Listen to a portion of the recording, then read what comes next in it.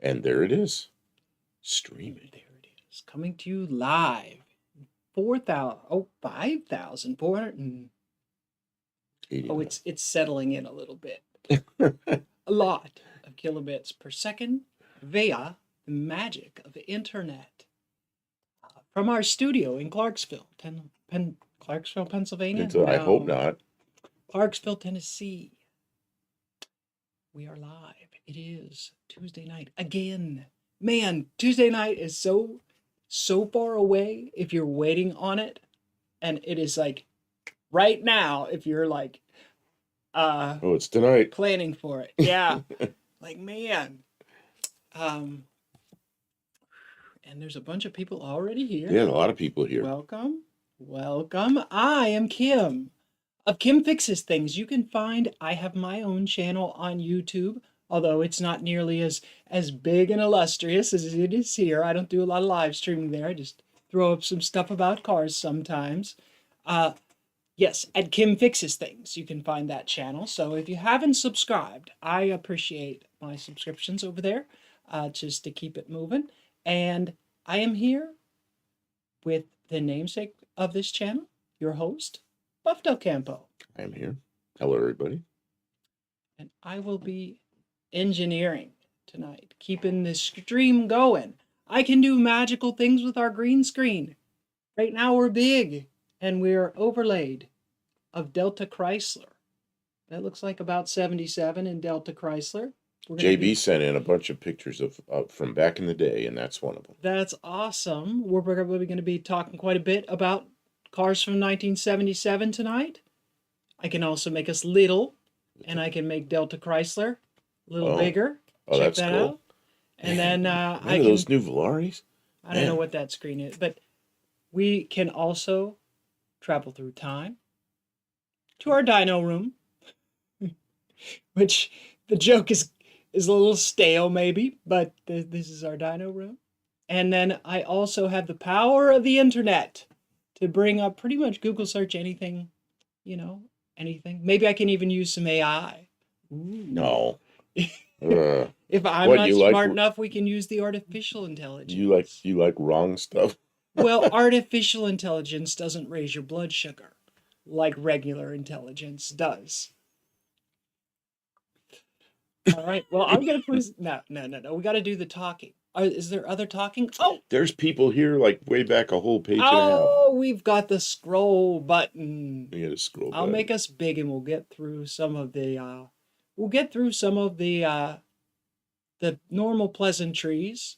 There's a bunch of people in here early. Buddy Carfano was here first, very first. He's still here.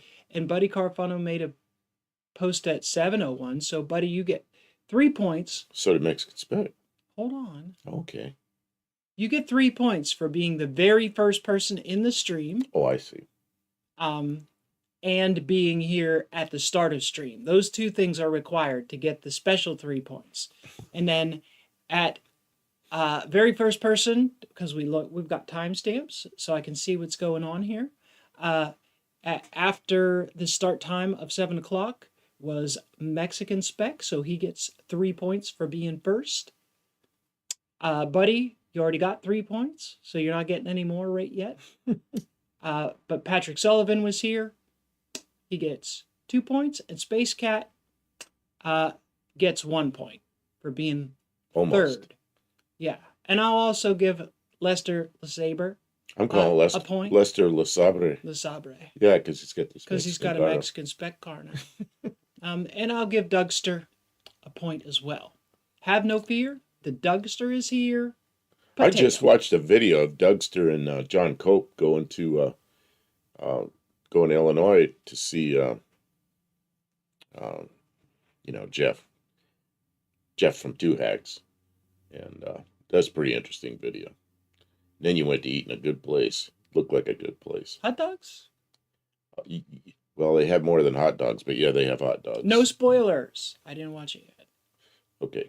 Yeah, watch it, because you'll get to see Mexican Spec. I'm reading his name instead of saying what. Dougster became an actor. Can you scroll back just like a couple because it's really going and we're missing people. Oh yeah, yeah. Hippie Long and Olive got here, and we already scrolled past there, so that's why I didn't want Welcome to the to stream. miss them. And then Cutter Down Garage. Hippie Long, we need to make a correction and an apology. What? Okay, go ahead, because I pulled that video. I pulled that video down. I got some kind of mess here. I don't know what's going on with my mustache. It's bothering me because it's crooked. Yeah, you trimmed the crookedness right into it. It's just like, it's like a dark spot. No, it's crooked. Oh. I'm going to zoom in and everyone can laugh at you. Everyone in chat, point and laugh. Ha! You did a terrible job on your mustache. What were you thinking? I'm sorry. My comb. He takes it very personal. Gotta get my comb and straighten it out. Okay. Okay, so. Oh, Cutter Down Garage 303 is here. That seems like a new name. That's a new name. So. And he got a Loom commercial, and we give him 2 points. Oh, he knows about the commercials. He knows about the commercials. And I didn't really explain the point system, but basically, I award the points. I don't got a spreadsheet. I don't got a database. It's on your honor. You keep track of your points. And, we're all on our honor around here. It's a good system. And we've got... good system, because she made it up. we could give out packages of those. No. These are for us. Okay. He's very protective of his nuts. Hippie Long sent us a gift. And I don't know, it took longer than he thought it was going to make. So, but I went out there on a Saturday to my P.O. box. Yep, it's here. There's a note in my box that says I got to come back when the place is open and I can get it. So I went back Monday. Monday was just a dreadful day, not because of this, but because of other things. But this is what we got, which is perfect. It's like, we like pistachios. And there's enough pistachios in here to last us 2 days. An hour, maybe 2 days. If we start eating now, we could be done by the end of the stream. We already got into these last night. They're snack size packs. That's super cool. Thank you so much. That's incredibly generous. I was a big dummy. We opened these and did a short. And I don't know why. I'm always thinking about all the people in here. And I thank Buddy Carafano for sending them, that was a mistake. So, and I'm sorry. Some of you screwed up. Saw that video. So I just pulled it right down. And I said, well, instead of doing a short, I'll do it here. And so, Hippie Long, sorry about that. But it's like in my mind, I'm thinking these came from Fresno, California. And here I am thanking a guy that's in Massachusetts because I'm a dumbass. But anyway, yeah, these are way appreciated. So Mexican Spec says Dougster. Oh, he's stealing Dougster's intro. Have no fear. Your Mexican connection is here. Welcome to Mexican Spec, our moderator. You guys be on good behavior, or Mexican Spec will cut you down. So he will. He'll. Or maybe cut her down. Garage will cut you down. Are we gonna scroll on a little bit more because I can't see? Space Cat likes the dinos. Yeah, we probably have lost half an hour with Sean O'Brien. Made a really friendly and supportive comment. And I downloaded he sent a bunch of pictures, and I downloaded them. We'll get to them, but we're not there yet. Okay, Tommy Hanlon says hello from Dublin. Welcome. We are international at this point, global. Good. Is it Portillo's or Port? See, if that was Mexican, it'd be Portillo's, because the double L would be a different sound. I think it's Portillo's. Yeah, I looked, and there's a whole bunch of those places, but they're all like way up north from us. So, because I was ready to go to one. Dougster got an Antivio Meds ad. Okay, you get 2 points. And anybody who does call out. Who calls out their advertisement, even if I don't get a chance to read it in chat, if it scrolls by and I miss it, you get 2 points for typing in the fact that you got an ad and who it was from, and we appreciate that. Mexican Spec says pistachios are expensive. Yeah, that's a super generous gift. Yes, it's really nice. And Dean Stevenson, You scrolling past him already. Oh, I might have missed some names here. Dean Stevenson said, yeah, you missed some names. I'm going to do the names before you read Dean Stevenson thing. Or do you need me to scroll back? I just want to say good evening. It's like he's got a sandwich. Oh, nice. Grand Peter Vic is here. Says, hit that like button. Well, if you thank have you. a like button available, please do click it, unless you don't like us. And then don't click it. You can hit the dislike button if we say something you don't like. Just click it. I hate these people. I'm going to come here every week and click this dislike button just so they get interaction that they know. Okay. Get the grinder out. Hey, that grinder is very powerful. And the thing is, with great power comes great responsibility. You can do a lot of good with a grinder, or you can do a lot of bad with a grinder. Bad thing about a grinder is you start to become complacent. And dangerous. that's when something happens. I've Yeah. taken knuckles off with grinders. Oh, that's such an unpleasant thing. And I have something in my eye again. Are you kidding me? I'm not at all kidding you. I Don't had even something in look. my eye like 3 or 4 hours ago, and then I took a nap for about an hour. When I woke up, it's gone. So I'm pretty happy about that. Uncle Doob's World is here. Welcome to the stream. Dean Stevenson is here. Did you already said Dean Stevenson? I said he is was here because he was up further where it's gone away now, but he had a sandwich. Oh, He says okay, it's okay. lunch Welcome or to the something. I stream. didn't quite catch it, but I saw the picture of the sandwich. JB had a Go Appo Auto Parts Outlet ad. Auto Okay. Parts Outlet would be APO, I guess. It's something we don't have here. Oh, okay. Thanks, JB. You get 2 points for calling out the ad. Patrick Sullivan says, welcome to regulars and new folks. Yes, welcome. We're really happy to feel like once we start to stream, we know there's going to be people in here, like right away. That's so cool, right? And people who we're getting to know, people who are in the shop with us when we're working, it really means a lot, you know, when you go live and you have audience sounds a little bit impersonal even, but when your friends show up, you know, it feels really good. And we're always looking forward to seeing new people come in because you never know what new people will be able to add to the community. Oh, and speaking of things that we could really use from the community, if anybody knows a really good source for window glass. Oh, I got to tell that story before we go asking for Okay, stuff. we'll get to the story. We don't want to overwhelm them all at once. Mexican Spec said, it's not only 13. How often could you get 13 people to pay any attention to anything ever? But he had 13 in his live at the most. I have a goal to beat you guys. I hope you do. I hope you do, Mexican Spec. And you're doing a lot of really interesting things. And I think that once your audience finds you, that you'll have no problems making us look like the sort of low tier streamers that we sort of are. Consistent. I'm trying to respond to Grand Peter Vic, but he's already gone away. 8 likes. That's cool. Grand Peter Vic says I've had 3 eye surgeries in the last year and a half. Ooh. Is that from grinder accidents and stuff? I hope not. Grinder accidents. And okay. And then Hippie Long says this came from near Castle. I hope we're all talking about the same grinder. Castle Air Force Base. It says Lost Hills, California is where these came from, which is, and I know that area real well. And it's pretty interesting. You get something from there. And what happened was we opened them up in the shop last night or early morning hours, and we shared 1 bag of them already. It was pretty good. Sean O'Brien is snacking on cheesy pretzels and peach diamonds. Oh, no, peachy rings. Peachy ring. Oh, candy. Wow, Sean has got the snacks tonight. That's awesome.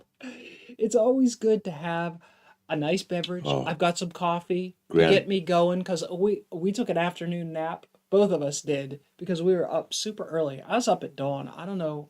Well, and then we were up most of the night. Oh, that's right. We were out in the shop. We were out in the shop till That's half a the whole night. nother story, man. Grand Peter Vic says, wire wheel debris. Man, Oh, wire wheels are dangerous. I'm about ready to replace that one we have because it's starting to chuck wires out of it and it's getting smaller in It's diameter. time. They I only need to- last so long. But It's right got now a I've couple got of years of use on I it. want to talk about another big expense I have coming. I went to the doctor Oh, yeah, thing. This happened. yesterday. And He's been sorting out his car. He's been getting it out there, taking it out. He's been taking it into town. It's a going to town rig, folks. so Drive it. It's got heat. It's got heat. The rear end doesn't shimmy around so bad no more. Oh, and we fixed the thing. What's the thing? The accelerator pump. We got it fixed. oh yeah, now I just pump it like 3 times, 4 times, it fires So right things were moving along. We were making up. progress. So with a car that's then- making progress, everything's going well. So I got in the car, my car, and drove to my doctor's appointment. On the way there, it's a crank window, and we'd redone all that. it was going up and down so nice. I know you want to tell the story, don't you? Nope, go ahead. I'm just filling it in there. So it always works so smoothly. So the window came down nicely, and I'm driving along, and I wind the window back up. It's about a little more than halfway up. It stops, and it won't move. It's like, all right, I don't want to put any more pressure on it. I thought, I'm almost to the doctor. So I think when I get to the doctor, then I'll fuss around with it. So I get to the doctor, and I get out of the car, and I grab the window on both sides, and I pull a little bit, like I want to help it up a little bit, but it doesn't. It feels like it's locked, So I thought, okay, I'll back it down a little bit, and it'll maybe that'll undo whatever's got it stuck. So I back it down. I move the crank about this far, just some little bit, and it won't go down any further. But the window kind of cocks a little toward the back. So then I'm standing there and I'm thinking, okay, this is what's going through my mind. I got stuff in the car. I probably ought to put it in the trunk because now I can't lock my car. While I'm thinking this, boom! The glass just shatters. It's like a bomb went off. It's like, what? You can hit that safety glass with a hammer, it won't do that. I can't imagine what happened. So there I am, glass in my shoes, glass all over my pants and my shirt, and glass all over the ground. And I got like 5 minutes to get in there and start my physical therapy.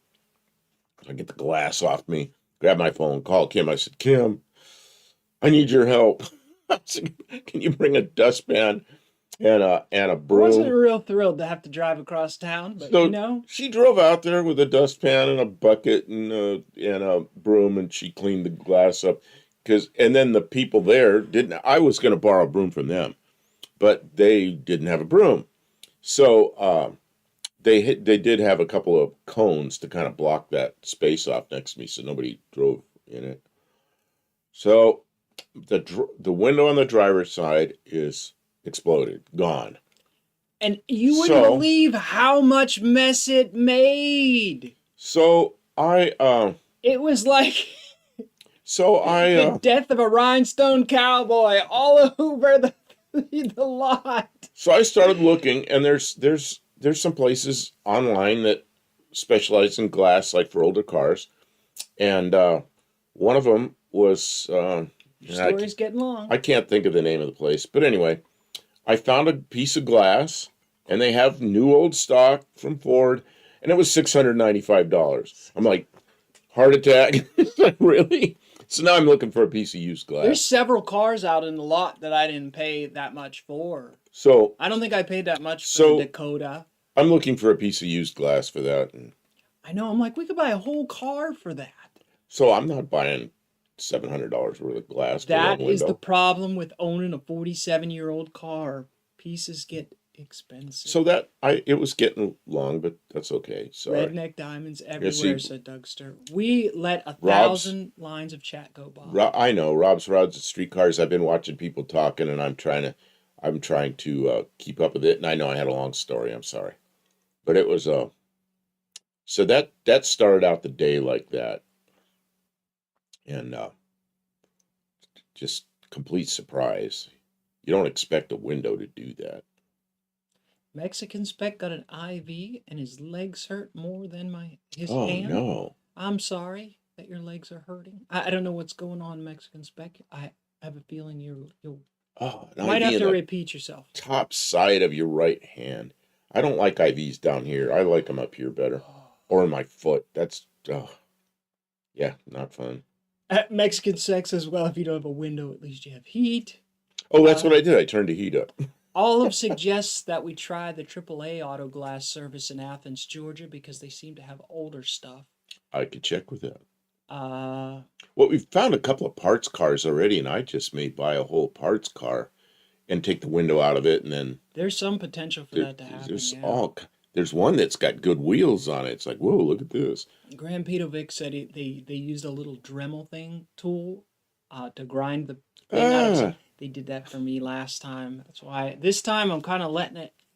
I'm kind of trying to hope it just sort of blinks itself out. It's not painful like the last time, but yeah, I may have to go back and get another little spot. And I was wearing my glasses, but it like bounced off my face and went in my eye. That's not what I want. Man. All right. Beautiful purple sunset tonight here. I wish you could all see it. See if you can record it, Dougster. Although yeah, that sounds low like light.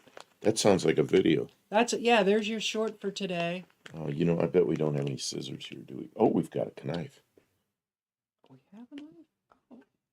Oh, Mexican Spec says medical stuff gives him a pain reaction in his legs. Ooh. JB, maybe Sleeper Dude has a spare. You know what? He has the box tops, and mine, as you know, because you found me that car. Mine is the low top, the really cool looking one.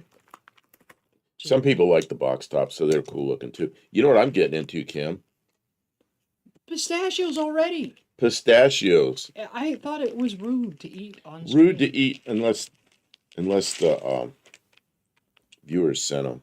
Oh, possibly the metal fasteners were too unyielding for the application. Well, last night we cleaned the shop up, or during the night, morning, something like that, and we pulled the car in there, so it's all clean around the car and everything. And we're gonna take the door apart, but tonight's not the night. We're on here. So I've already offered to help him get the glass and pay for whatever it costs because I'm sure. So I'm not sure. We're going to see what happens. It seems very likely that I did something wrong in the installation and the glass didn't like it. We don't know. The thing is, it was might know. working so well. I mean, just smooth like a new car, and then bang. So I don't know. Kim also thought there were some scratches in that glass, and maybe there were some deep scratches. A little tension, but we'll or never something. know if that's what it was. And the door, you were slamming the door a little bit, but you know, how many times have you slammed car doors? They don't explode like that. JB suggests maybe Sleeper Dude has a spare. Does he have the right kind of car? His are box tops. They're their own cars, yeah. Yep.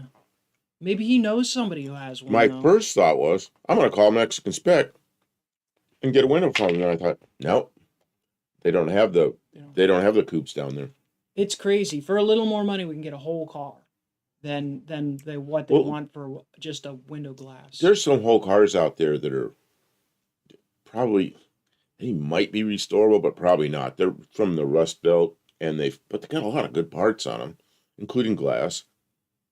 I don't know. I may just get one of those. It's crazy. I bought that white truck for the tires. For what I paid for the truck, the tires, it was worth it. It's like, that's crazy. There are a lot of people now parting out cars. I noticed that, but you know, people can't have multiple vehicles and keeping vehicles. Mexican Spec says, "What do you mean your car is?" Can't read it because he's. Oh, it says it's all the way down. Where does he go? No, it's like. No, now it's like way up there. What do you mean your car is cool? It's not cool having to lean down further to get in. I'm short.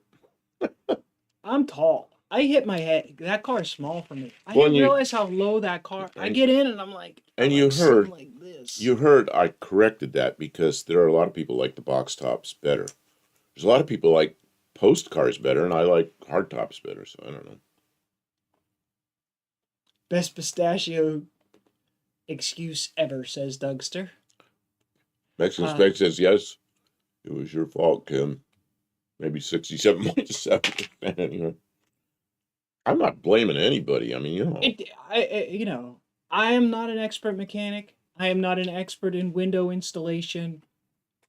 I am not an expert in Fords. You know, like I we rebuilt the whole thing to the highest level that I was aware of. You know, we watched tutorials and stuff like that. Like sometimes you have to live and learn. Who has a low mile Z7 and a Futura with a big block Chevy? who? Oh, Well, he's not going to give us any. He might have a spare though. He yeah. potentially could. Right now, there's a guy that has a bunch of Z7 and a Futura parts. Yeah. And he are corresponding, and he doesn't know if he has a driver's window. He's got a lot of parts. So when he gets back to me, I'll know. He may just have a window and sell me the window. So we'll see. That's the other thing, Mexican Spec. The parts car that I'm looking at has a complete, it looks like the taillight's complete, but it may have a chunk out of it on the lower right. So, yeah, it might be good. Don't know. That would be a real plus, you know. He says he saw a guy in a Facebook group that had at least 20 Futura taillight assemblies. Yeah, that would imply he might have the rest of the Futuras. Who is this? Mexican Spec up the top of the screen there. Then make the parts car a drag car. Yeah, they don't have windows anyways, huh? I looked at one parts car. I thought, oh, that's it. And it didn't have a window. It's like, okay, that's not it. Got all the parts except the window. They want Fort Knox money for them. They're yeah. I mean, they're very old cars, you know, and people like them.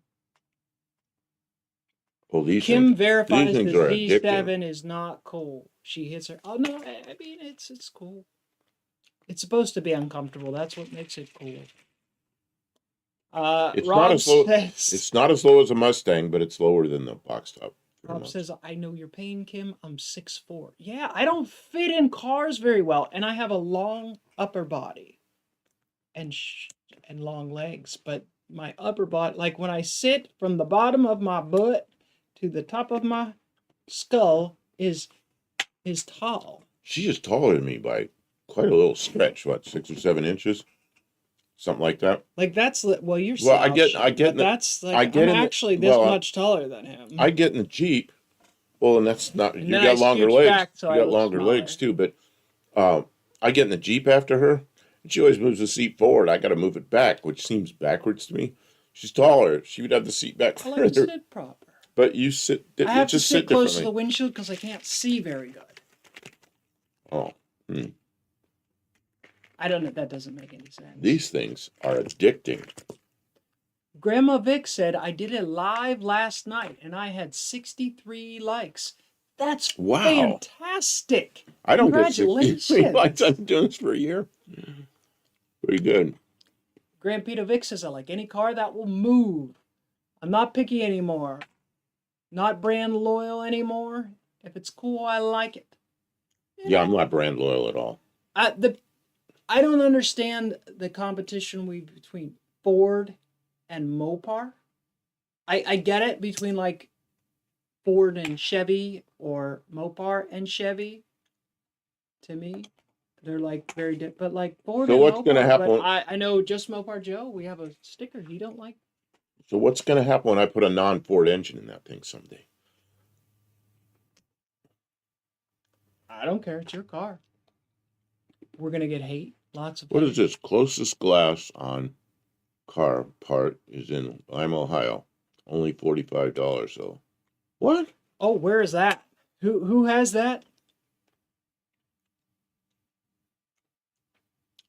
left front door for my car?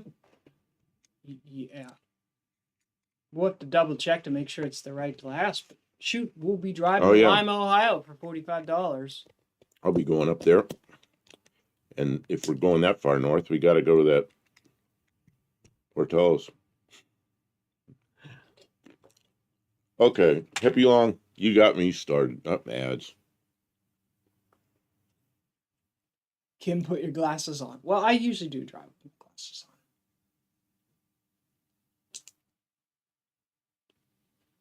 Wow, there is so much chat tonight. Tommy Hanlon, do you reckon pistachio shells are nature's safety devices stop us all from being 25 stones? You know what 25 stones is? That's how they measure that's weight of weight, people. yeah. Yeah. Ooh, I got warm in here. Thank you, everyone, for participating tonight. Oh. There's so much good chat. I hope no one's upset if we're missing your chat because it's just scrolling by faster than we're talking a lot too. Grampito Vic's leaving already.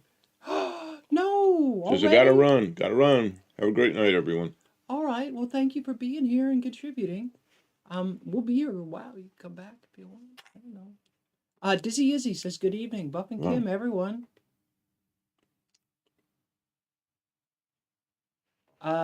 Clay Cosm Sons Mopar Salvage in Bourbon, Missouri. One of my first vids. Okay. You know who I thought about calling is Junk Car Willie. Go, hey, you go to every junkyard in the country. Where is there one of these? You might know. Yeah, we do got to get a hold of him. Get old Junk Car Willie. The problem is he wants to go back to driving the car, like, sort of promptly. Oh, that car was just so nice. I was driving every day. It was just getting better and better and better. And all of a sudden, bang, it's no good, you know. Grimovic says I keep squinting. You know why I'm squinting is because my I'm not used to wearing contact lenses. I only usually wear them one night a week. And so what happens is everything is like, they float around on my eyes a lot. And I have to, when I squint, everything comes into focus good. So I keep squinting to look at the chat. But the chat's like across the room. I could sit closer. I don't know. Basically, she says I look foolish. What? She didn't say it, but I do. Steve Edwards here. Good evening. I took the Escort to the smog shop, and the RPM sensor on the machine wasn't working right, so I didn't have to pay. Oh, okay. Excuse me. So are you getting closer to the results you need with it, Steve? Oh, on the machine it wasn't working. Yeah, the machine wasn't working, so you didn't have to pay. Okay.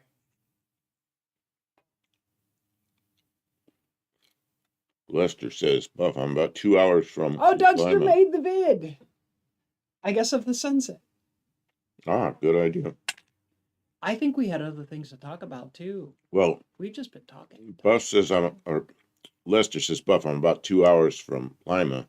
If I can help in some way, I'll keep that in mind, and I'll be we'll be trying to find that piece of glass when we're finished here. See if I can figure out if it's what we need and if they really have it. We're working on it.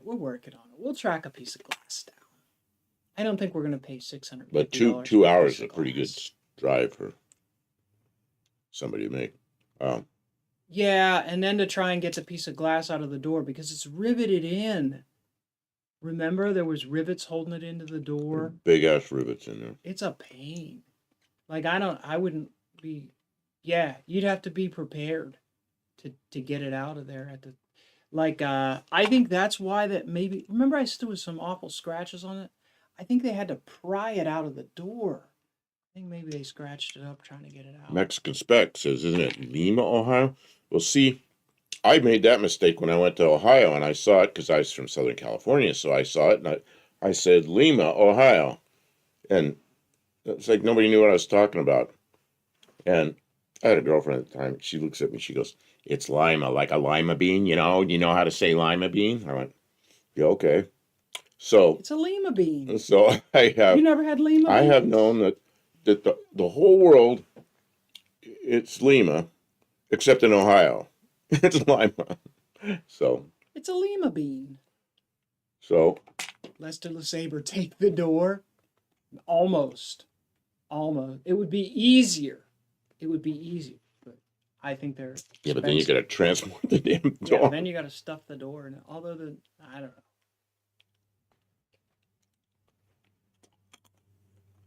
Oh, it's Clay's.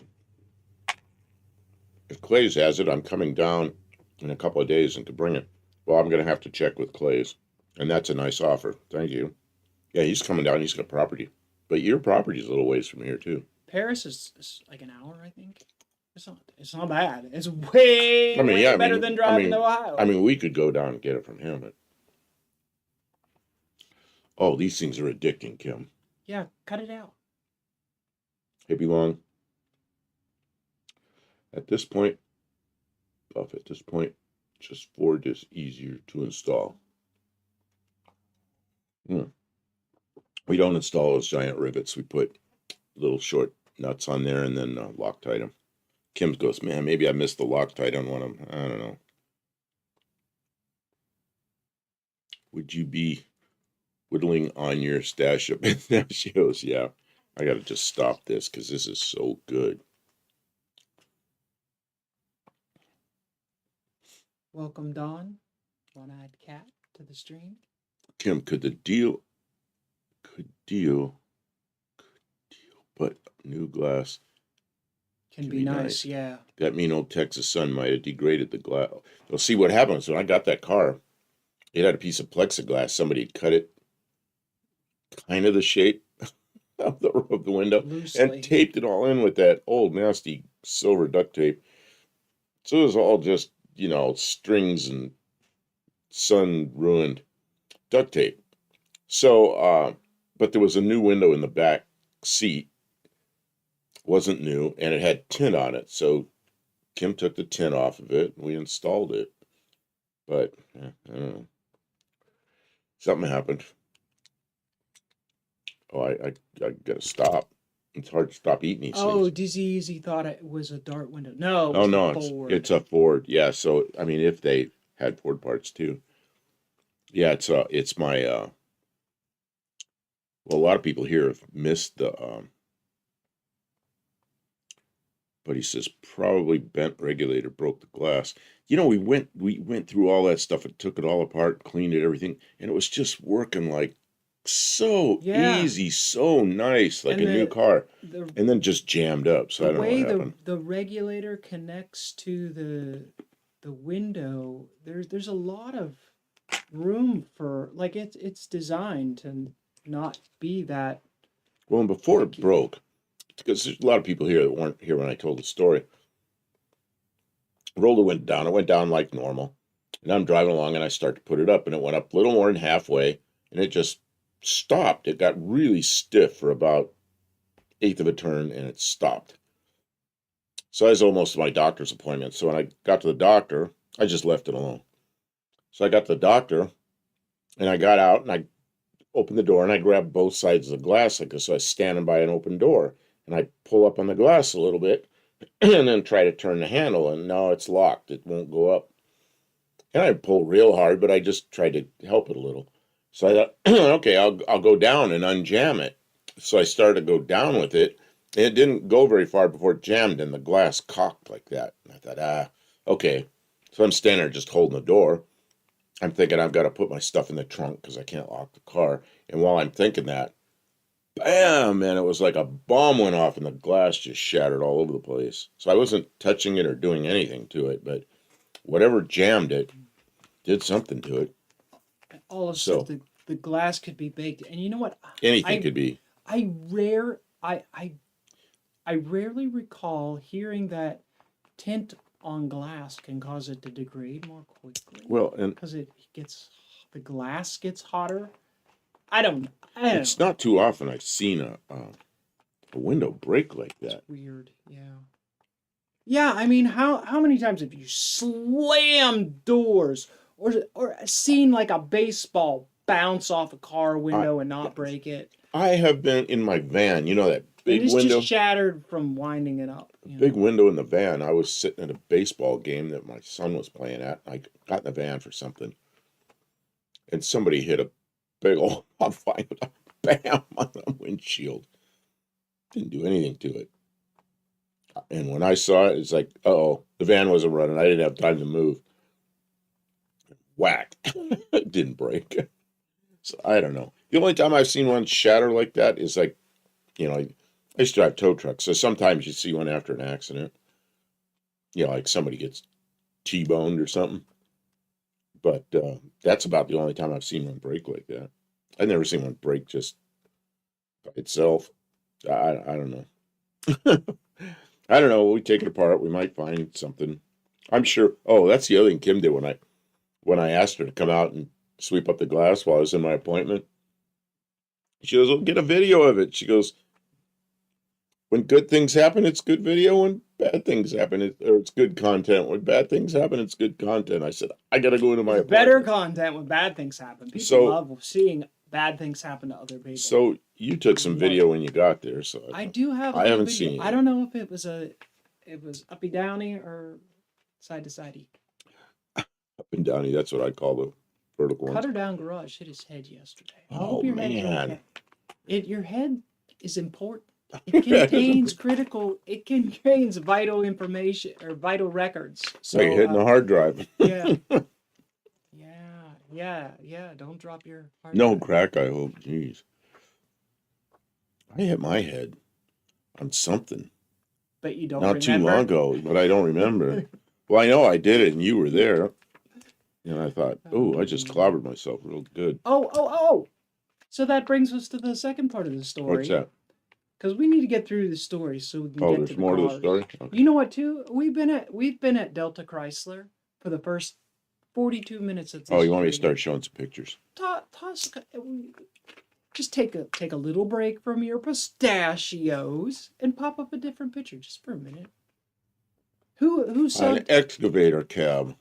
Oh, man. Oh, that's Things the are worst. like 'cause excavators, steel structures. It's solid. steel doesn't move when it's that big. Oh man, no give whatsoever. Okay, so Who sent us Delta Chrysler? what is this? What is this? I only had Anybody two. who has emailed us pictures Oops. tonight I just- gets 2 points for doing that. Thank you. Let's go on to Sean O'Brien's because he sent stuff and I said I'd send it. I'd show it. Oh, awesome. And then we'll go on to Mexican Spec sent a bunch and all kind of people sent a bunch. I'm gonna put up the email address. You're gonna have to put us up smaller.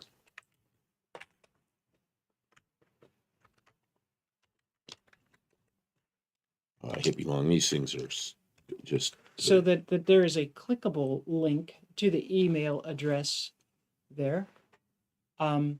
So that anybody who wants to send us pictures is we welcome that, and we award you 2 points if you did that tonight. Oh, look at that. Lester Saber says, I shot a rock for my riding more right in the driver's window of my Malibu years ago. 1,000,000 pieces. That's how this was. It was like 1,000,000 little berries. And it sounded like an explosion. Are we too small? Let us know. If we're too small. I'll make us a little. Okay, so Sean O'Brien sent this. That looks like his intake. And looks like a carburetor. It sure does. But I'm going to continue on showing all his pictures so it all makes more sense. Where's the button? Maybe this works. Oh yeah, that's one of his. Okay, I'm trying to figure out what's going on here.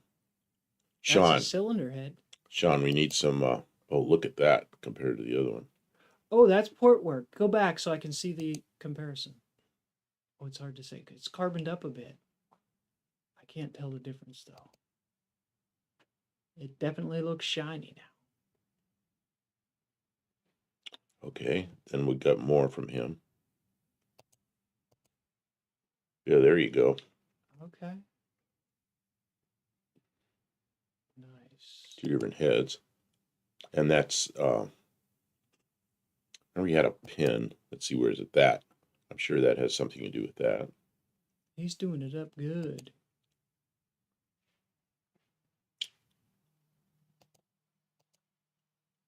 There you go. Is it a mechanical TBI? Remember you were talking to him about putting putting the springs in without pulling the head, and you ended up. Oh, that's right. I remember now. We did that in another live My from the brain shop. was not all there. I remember now. He said he was trying to take it, but he decided to pull the head because it wasn't working. Blue Grit says, doing great and feeling lucky. Anna missed that EF4 tornado by less than a mile. Oh, shoot. Whoa. Which one's this? Oh, this is something from Mexican Spec, I think. This is from Mexican Spec. This is a Gremlin, 77. Now we're in the year 77. Wait a minute. I thought we were at Sean O'Brien. We were at Sean O'Brien. You want me to go back to Sean O'Brien? I just said put up one different picture. We don't have to go through all of them. Go ahead and leave a second to see if Sean O'Brien wants to talk about. I don't know if he's still here. I was hoping he's still here for this. See, that's what happens. Talk too long. And then people leave. They're like, he's not even going to show my pictures. We still had to talk about. So I've been working on mini bikes. We were doing mini bikes last time we were in the shop on a live stream, and because it was too muddy, well, with the broken window, we didn't want to leave the car outside, so I had to clean up. And so we spent like 6 hours in the shop yesterday getting everything cleaned up so we could pull the car in again. So the car's back in the garage. That's boy, I thought that was going to take a lot longer to explain. Okay. I'm going to try to get to the car itself. It's a beautiful Gremlin. Is it a 77? It's a 77. That's why he sent it, because it's 77. He's pretty good about that. Yeah, he gets the ones that. What's the car behind it? That's a sure looks like one of those flying fish bowls. What do they call it? The one everybody made fun of with the AMC. But I kind of liked them. Oh, Kim, come on. The AMC, everybody called it a flying fish bowl. Somebody will say it on here and get points now, because I can't. My dead brain won't bring it up. Pacer, that's it. Pacer. Mexican and he says the Pacer's available too. Gets 2 points for knowing that his car was a Pacer. Look at that. That looks good with those wheels on there, because they come right out to the edge of the car. Those are a nice set of wheels for that car. Yeah. It looks like they crashed it into the Pacer. The rear end of that car I don't ever remember how funny that rear end looked. What, on the Gremlin? Yeah. Yeah, it looks like a Hornet that they just took a meat cleaver and lopped it off. My grandmother had a Spirit. Oh, the Spirit's more like a fastback, but it's the same basic thing. Yeah. My mother she really liked in America they called them AMC cars, and so we had them for, I don't know, my whole very young youth. We had AMCs, and just like that's what a car was. I mean, that's mostly what I rode in. I guess my grandpap had a different car. I think he had a look at that. That's pretty nice. I don't remember, but mostly we rode in the AMC, so that's what I knew of cars as a little kid. It's a nice shape. Well, I asked Kim yesterday. I said, "What's your?" I said, "We're doing 77. What 1977 car you like?" And she goes, "I really like AMCs." That's what I think of cars from the late 70s. So that's why I put that. That's why I put that AMC, that AMX, the 77 AMX, up on our thumbnail. I mean, I saw other cars, but that was the car that like grew up in. You know what I mean? Ain't my car, AMC. I went to look at that Gremlin last year. It needs a paint job again. Patrick said it was called out before I answered. That's okay. Patrick, I'll give you a point because you typed it in. Okay, let's see. JB, I'll give you a point too. And Blue Grit liked the car before I even got a chance to say it. So I'll give you a point as well. What is this? Pacers were originally... Oh, yeah, Pacers were originally designed to have a rotary engine, but it didn't work out. Yep.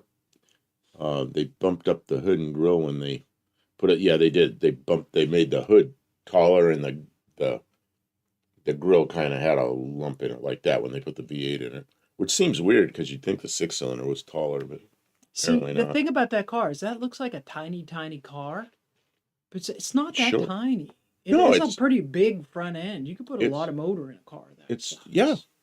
Well, I had a friend with a Gremlin that, when I had my Cougar, he had his Gremlin. He had a 429 Ford with a tunnel ram on it and 556 gears in rear end. And I had the Cougar with the real low gears, and I don't know who'd win the race. We both could burn tires up pretty quickly. Yeah. Olive said the local AMC dealership indulged a mini Olive when she was 8. That's cool that they let you look at their cars. Mexican Spec sent another one. Okay, we'll get to that one. I got a lot of pictures here to go through. I downloaded a lot, so I'll go back. I've still got a ton of them to download. Blue Grit, the points are very important, so make sure you keep track. I don't got a database. You got to keep track of your own points. It's an on-your-honor system, and people are acquiring points for future use. I'm going to try and steal some of his pistachios. We'll give out bags of pistachios. You want a bag of pistachios? No, man, I went through a bag of pistachios to give just out sitting here as points prizes. I don't know. We'll put them up.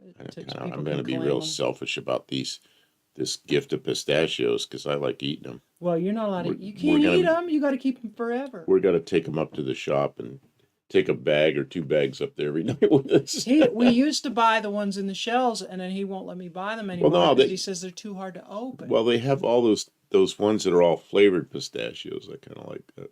He does like the flavored ones. I've got some spicy ones right now that I keep snacking on. Yeah, Blue Grit says a local cruiser guy shows up with a Gremlin X with a 401.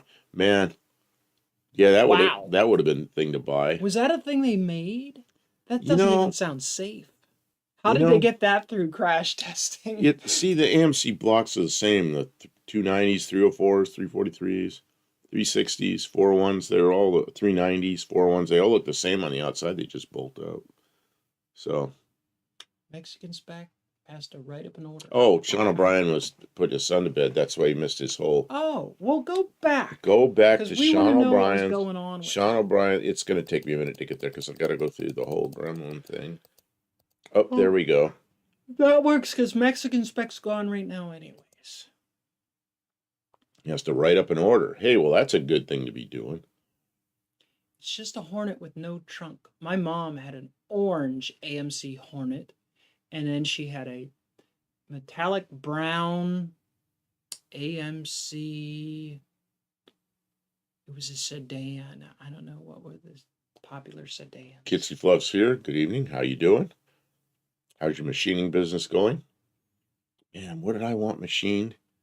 Oh, I know we were working everything. I know we were working on a shaft for the mini bike, and I was thinking, oh, I know who can do that. But oh yeah. But no, you're gonna try to find one that you can just buy. It's cheaper to just buy one than try and have someone do machining work. Just the setup time. When we were measuring, I didn't think there was anything that size that was available. Okay, so we have this parts of. Gotta find my cursor. It's parts of Sean O'Brien's. And Blue Grit says, I'm not a tech person, so I will donate my point to the next person that subscribes to your channel. We got ads. Interesting, Blue Grit. Thank you. I'm not a tech person. He's out there racing a 6-cylinder car and cleaning house with it, and he says he's not a tech person. I don't understand how that relates to points, but it doesn't matter. It doesn't matter. They don't go to waste. You'll always have that point. You will, if I ask if anybody has points, you can be like, I do. I have some points. So, yeah, here we go. 260Z. Mazda commercial. Cutter down garage. Okay, you get 2 points for your Mazda commercial. Mazda. Is that the Zoom Zoom? I had a Mazda. Like a Mazda 6. Mazda's a good, safe car. We can tell you from experience is that the safety features of a Mazda. Yeah, I think I went backwards in one through a chain or a cable barrier for If you're going to have an damn near a accident, quarter mile at 70 miles an hour. if you're going to be in a high-speed accident, a Mazda will save your keister. This is a bars leak ad, really. That's one I have never seen. A bars leak ad, pretty cool. He gets tried and true. If you want to turn your antifreeze brown, you can dump bars leak in it. The thing I liked about bars leak is it's pretty easy to get out. Same thing with Alumaseal. I don't know about the aluminum engines though, because see, the Alumaseal, I put a flush in there that would what do you call it, dissolve aluminum. Well, you don't want to do that today because everything back then was cast iron. But you still get the stuff out. But I've seen people put like a whole box of oatmeal in the radiator, and that stops it from leaking, but it stops up everything. It stops up the heater, stops up everything. And I've seen people put chewing tobacco in there. Same thing. You can't get it out. You can hot tank the radiator for a month. It's not going to get the chewing tobacco out. What else have I seen? I think eggs. Don't put eggs in your radiator. I know that stops the, they cook in I mean, there. maybe last run, last ditch. Got to get it home, but then it's in your block and it's in your heater and it's in the heater control valve. Better off using bars leaks. You know what I mean? Eggs are not something super good that you want to be doing. Kitsy Fluff is doing well. Still working at the weld shop in Titan's old building. They gave me a better offer so I would stay around. Been designing a 30 by 8 foot fixture for dump truck weldments. Well, that's cool. Sounds like a big project. Glad that you have steady work. So he's saying eggs. Sean says he had some description in the email, so now I gotta pull up the email. JB, did I say out loud that you get 2 points for your AutoZone? Get in the zone. AutoZone. He says seeing these pictures of all this I'm talking about. Mention the engine in the chat. Billet and coated rock arms and bigger, better springs. Half of my valve locks were seized in the retainers. Oh, the retainers from the valve float. Okay. We can't see that. You have to show that. No, I'll have to show it. And then I'm looking for what else he wrote. The walled out adjustable cam gear drilled and brushed. Bushed. Or bushed, I'm sorry. Yeah, you that makes more sense. We can't see what you're looking at. I know, I'm trying to read it because it's like one little line. I'm trying to read it, and then I'll go back to the pictures. Unfortunately, the clean big valve high compression 280Z head is the one I busted the exhaust port into the head bolt hole. Okay, so that one right there, you broke through into something, into the head bolt hole. That's right, he was talking about that. We discussed a way potentially to repair it.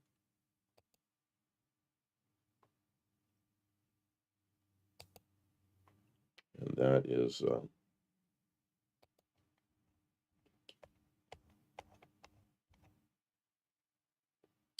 there's another one I missed. Oh no, that's that one. What does that one say? That one says my Weber 45 DCOE clone carburetor and all the ports on them, cloned from newer design. Says upgrades like air bypass bleed screws and individual port vacuum for sinking, and I use for a vacuum source and map sensor. The only shared thing between cylinders is the throttle shaft, needle and seat, and the accelerator pump, but not the accel jets. Big tube is main emission tube. Medium is idle. Jet also emulsion tube.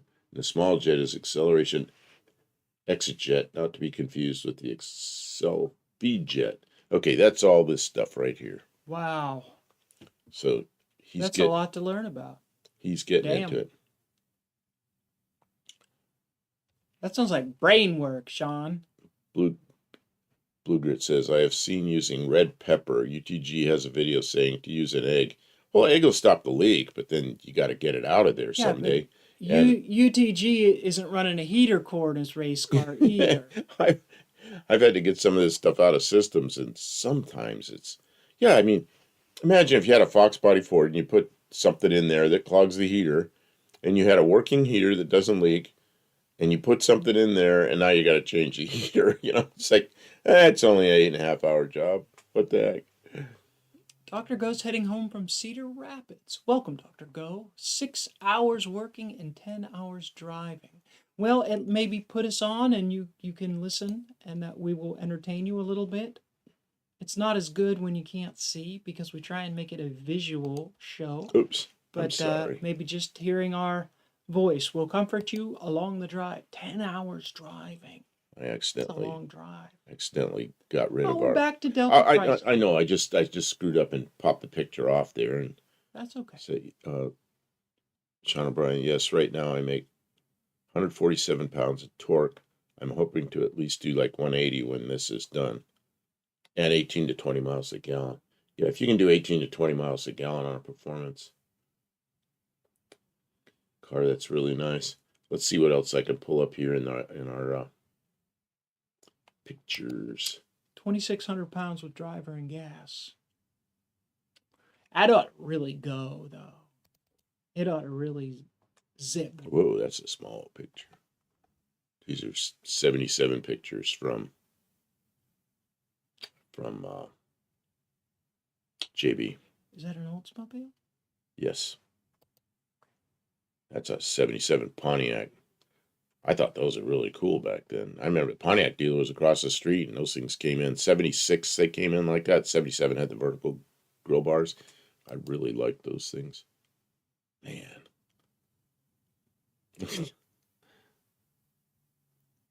Isn't that from, I mean, yeah, there's a police car there, and that's, isn't that from a movie? It says Smokey and the Bandit. It is. There's a Smokey and the Bandit camera rig. Oh my God! Holy moly! Look how they got. Look at the Kim, size of that camera rig. You like cameras and all this stuff? Yeah, let's do that to our car. Well, you were talking about I want to set up a camera so that I can record while I'm in the car. I can talk while I'm driving. Go back to that. Back in the late 70s, early 80s, that's what they had to do to film movies of cars actually moving on the road. Because that's what the cameras, and that's how they had to do it.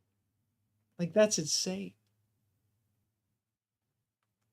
When the screen goes black. What you see is my head float around because I got a black shirt on. Yeah. What are you going to do? I'll get rid of it so we can laugh at your floating head. Oh, there's a little outline. There's a little outline. Okay, put it back. Set one of those monsters up to do a live stream. Now right now I don't know what we're gonna do. We're gonna do it somehow. See, I like that. Well, except I don't like T-tops a lot. I mean, T-tops look good, but then they rattle and they leak and they do all things T-tops do. My Z car has T-tops. I think it's cool. Someday I would like to be able to. This thing's probably full of water. Oldsmobile official pace car.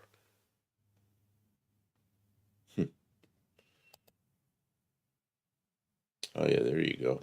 Oldsmobile does not. There's a Pontiacs. Oldsmobile what? I don't know. Doesn't matter. Moving on. Which car show was that? Who's in that car? James Garner, looks like. Oh. Official pace car, stuffed full of people who want to ride around the track with a novice race driver. Right. And they're all in the back seat. No one's wearing helmets. Blue Grid, is there a periscope so Bert can see to drive? Yeah, I wondered. You can't peering see out nothing. Between that stuff. I guess you could probably see some stuff. Plus, I'm sure it's in a very controlled situation where everybody knows exactly what's going on. These 1977 Buicks. Oh, 77 Thunderbird with the, see, that's the top that I said they call it a basket handle, kind of like my car. Yes. See, I was wondering if that's the same glass as your car, and That's you said it's not. that's a much bigger car. I was there that year. This is Oh, Blue no Grit. way, Blue Grit. Oh, here we go. That's right out of the movie. People stick their head out the window, look back. You got to do that in the movie. Nobody really does that. James Garner wasn't really a novice. He was quite accomplished at racing, was he? He could have been. It's just I'm amazed that people, they have like 6 people in a big old sedan flying around a track at over 100 miles an hour. It just doesn't look like, it looks like people just want to, they don't even understand what's going on. They just want to ride in the car while it goes around Indy. Oh, here we go. That's how they used to ship cars before they put them all inside. And that's why transmissions used to get stolen.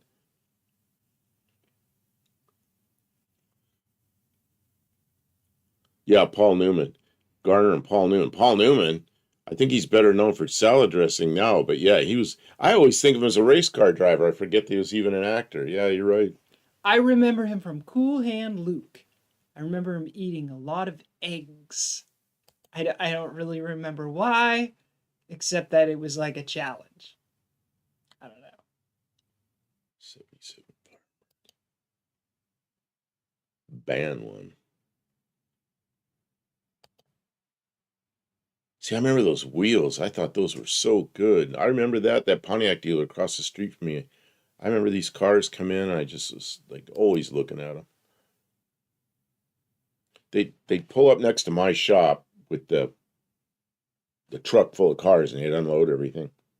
Mike Ann is here. Welcome to the stream, Mike. We're talking about cars from 1977. Yeah, there's a Can-Am. That's pretty cool. That was the And old we're one. really rolling through the pictures now. I know, We had the because same there's- picture for 45 minutes, I know, because and now we've seen 100 pictures in 10. yeah, we're back to that. Okay, More so Smokey and the Bandit behind the scenes photos. That was a super popular movie. so there are lots of pictures that people have sent. So let's see which one. Which one next? The pistachios are getting in my throat.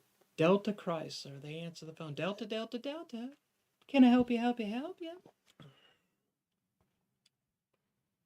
Okay, let's see. Buddy Carafano sent in a few. 77 Monte Carlo. Let's see what he's got here. I'll try to spread this out to get some of everybody's pictures. Okay. Um, Hippie Long this one- says this Pontiac one- is always pimping the flash and add-ons. Whoa, yeah, sales. That's what you do. Terry Mott says Oh, hello. I gotta go Mhm. to buff Yeah. screen huge. Yeah, Got I'm all sorry. these big pictures in there. Ooh, look how big the nose looks in that angle. Yeah, it's like a wide angle lens looking up at it. Yeah, that's a huge. And they were big. The front end of those Lens things were big. distortion. I do remember those. Yeah. I remember working on a lot of them. I like the You early know- ones better. The 70, 71, 72, and then this was the body style, second you know who's generation. working on a car like that? I don't know. You don't know? You do know. Green one. A green Monte Carlo? Okay, remind me. My dead brain can't remember. Didi Spreech. Oh, yeah, that's right. Yeah, but he's got an earlier one. He's got the 70, 71, or 72, the first gen, which I really like. It looks a lot like this, though, doesn't it? Yeah, got except different this has this grill. big swoop down the side and everything. I don't know. His- Pull up a 70. It's had a pretty good swoop Well, maybe I'm on it. wrong. Maybe I'm wrong. I guess it wasn't exactly like this. Oh, I it don't says know. for Does 70 anybody know what years Dan's working on? See, it says for 77 vehicles, I've had regular car reviews. Did a Toyota Celica GT liftback in Maxim Brown thing. Mine was just like that. I remember all those Celica GTs. Those Celicas are pretty nice back then. Let's see what else I can come up with. Blue Grit says Paul Newman got Tom Cruise into road racing Z cars, but after Cruise wrecked, Newman talked him out of racing due to family.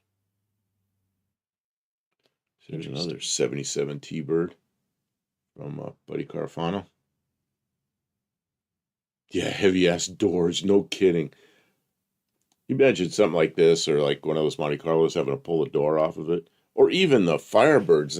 I remember those Firebirds. After a year or two, you close the door and you have to pull one of those doors to put bushings in it. Man, you don't want to drop it. I can't find my cursor. There it is. Let's see what else we've got.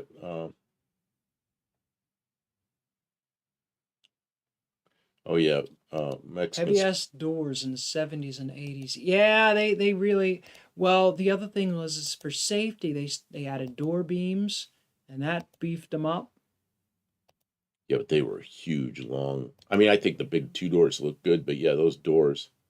Like if you're in a parking lot, you couldn't open the door far enough to get out, but they look good.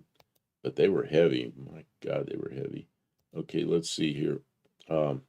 Buddy Carfano says DD Speed Shop is doing a 72, and JB says it's a 71. So there's some. It Okay, might be a they're little both. both. It's hard to say. They were the same body, 71, 72. I had a 72. I really liked that thing. Okay, I think this is. You guys got to fight to the death for the 2 points. This is the next gremlin from. Oh, Patrick Sullivan that's too asks, big. why did Cool Hand Luke get a prison sentence? I think that is like a he was cutting the heads off of parking meters with a pipe cutter. Oh man, I don't. You gotta be pretty desperate. That's so. It's like the second time I was on jury duty. The guy, I can't even believe he didn't make a deal instead of having a jury trial. But sheriff's coming along, and there's one of those spray car washes. There's a guy over there, the big old screwdriver, and he's prying the coin box open and stealing quarters out of the coin box. And they see him, so they go in there and they arrest him. He got a jury trial. It's like, why didn't you just make a deal? Like everybody saw you do this. How desperate can you be that you're gonna steal quarters in broad daylight out of a coin car wash? Hippie Long asks, Okay. is that a Mexican gremlin for sale? Can you do something to Kim? Do you have a magic wand? Yeah, magic wand. Here I have a magic pencil. Is that like a magic wand to go wood? abracadabra? Okay, and bang, abracadabra. It Okay. worked. Okay, It this is is magic. this There is you the go. second Mexican spec gremlin that he says Oh, I like that tile driveway. it was a nicer car. Can you believe they have a tile driveway? That sounds like something in Mexico. Damn. They have some nice stuff. That is nice Oops, stuff. wrong way. I What went is the this? wrong way. I went the wrong way.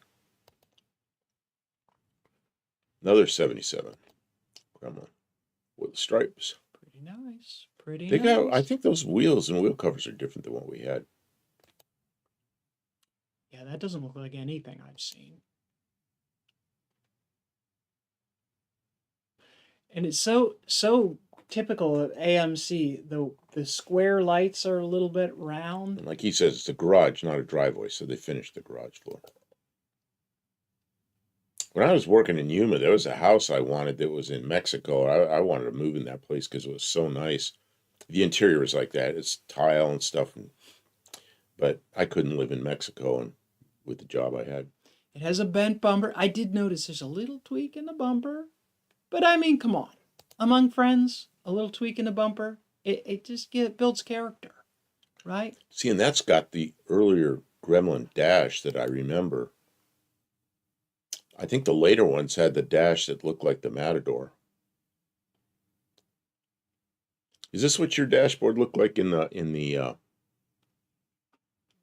AMCs you had, Kim? Not at all. Oh, okay. I don't remember it looking like that.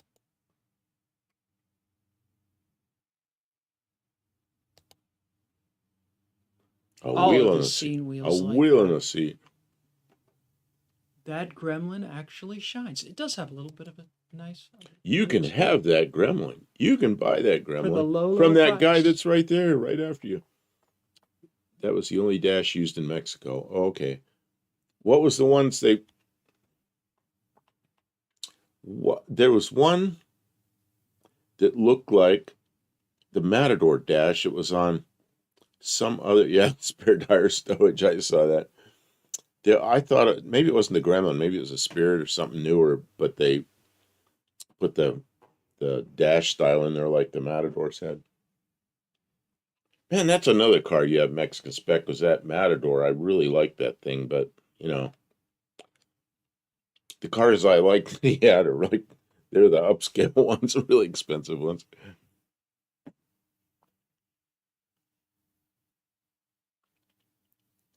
Okay, let's see. I'm going to go look for more pictures.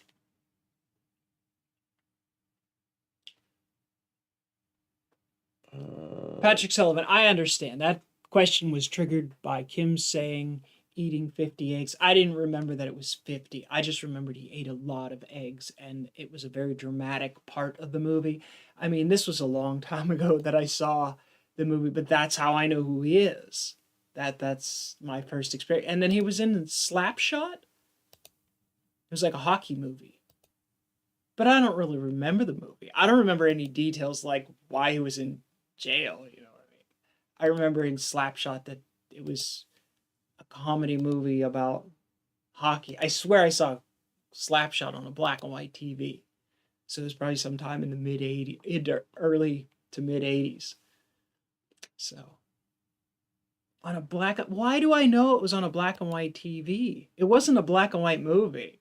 So I must have watched it on a black and white TV because I remember it being in black and white. That's so funny. Have you ever thought of that? Are there any movies that you only remember them being in black and white, not because they were black and white movies, but because you watched them on a black and white TV and you've never No, watched them again since? because my whole everything up until I was 18 was black and white. Yeah. So, and then when I went in the Air Force, I bought some old used TV and put it in my room in the barracks, and it was black and white. And somebody had cut a hole in the back, and there was a wire coming out, you know, a plug, so it wasn't even just some piece of junk, $20 TV, you know. And then I went home. My father was always like, I always wanted to get a color TV, you know. I don't believe in that. It's expensive. What do you need? Well, I come home from the Air Force and a brand new color TV in the living room. Waited till I moved out to get that. This is another car from Mexican Spec. Oh, I have another.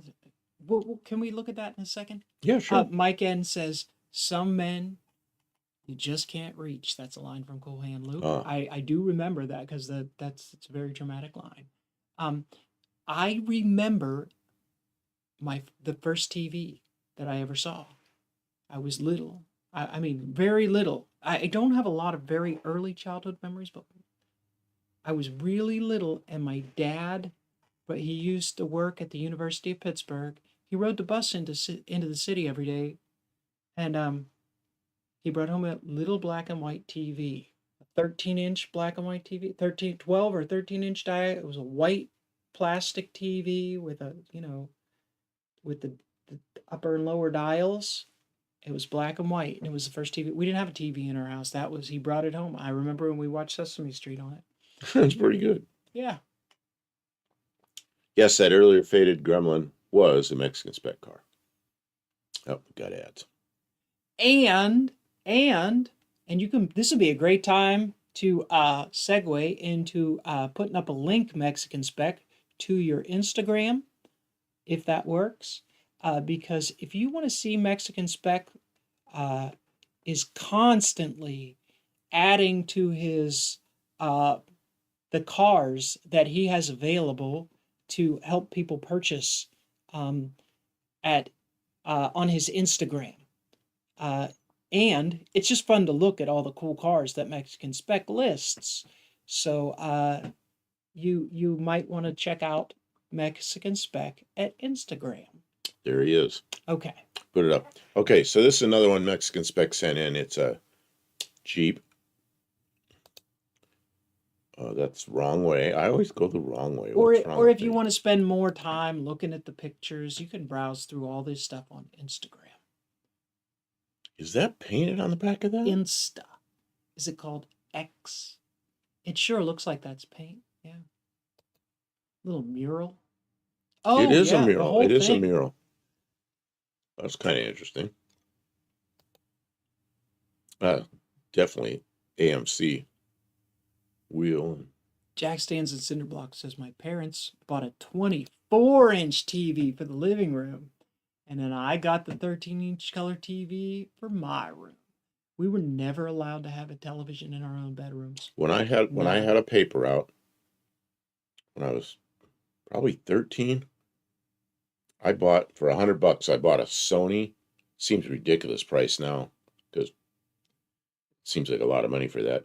It was a 7-inch little Sony TV, and I put it in the headboard of my bed, and I turned the brightness way down, and I had an earphone, and I watched Johnny Carson every night, which is probably good for me because he'd tell jokes and stuff, and then I have to pay attention to what's going on in the world to understand the jokes.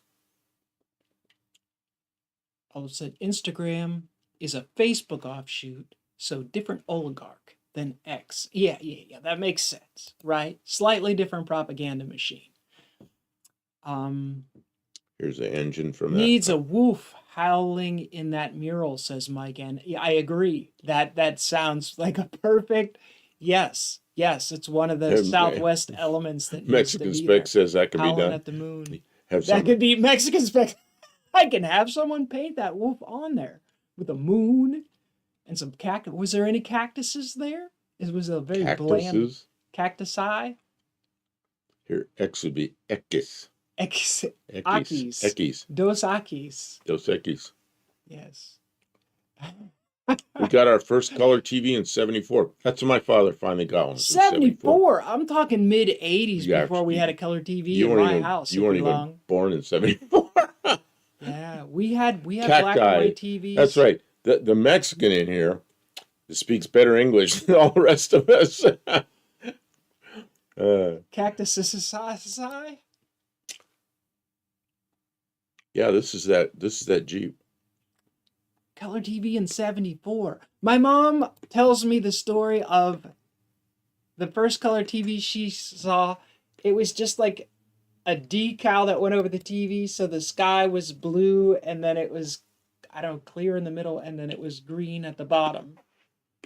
So as long as, I don't know what that's about. But she tells me that story. She's told it a bunch of times. I still don't understand how that made any sense. Unless you're always in landscape. Jack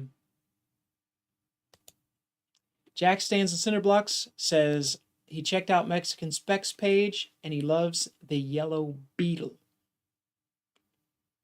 I really, really enjoy the whole genre of Beetles and the buses and stuff like that. There's something very je ne sais quoi about those.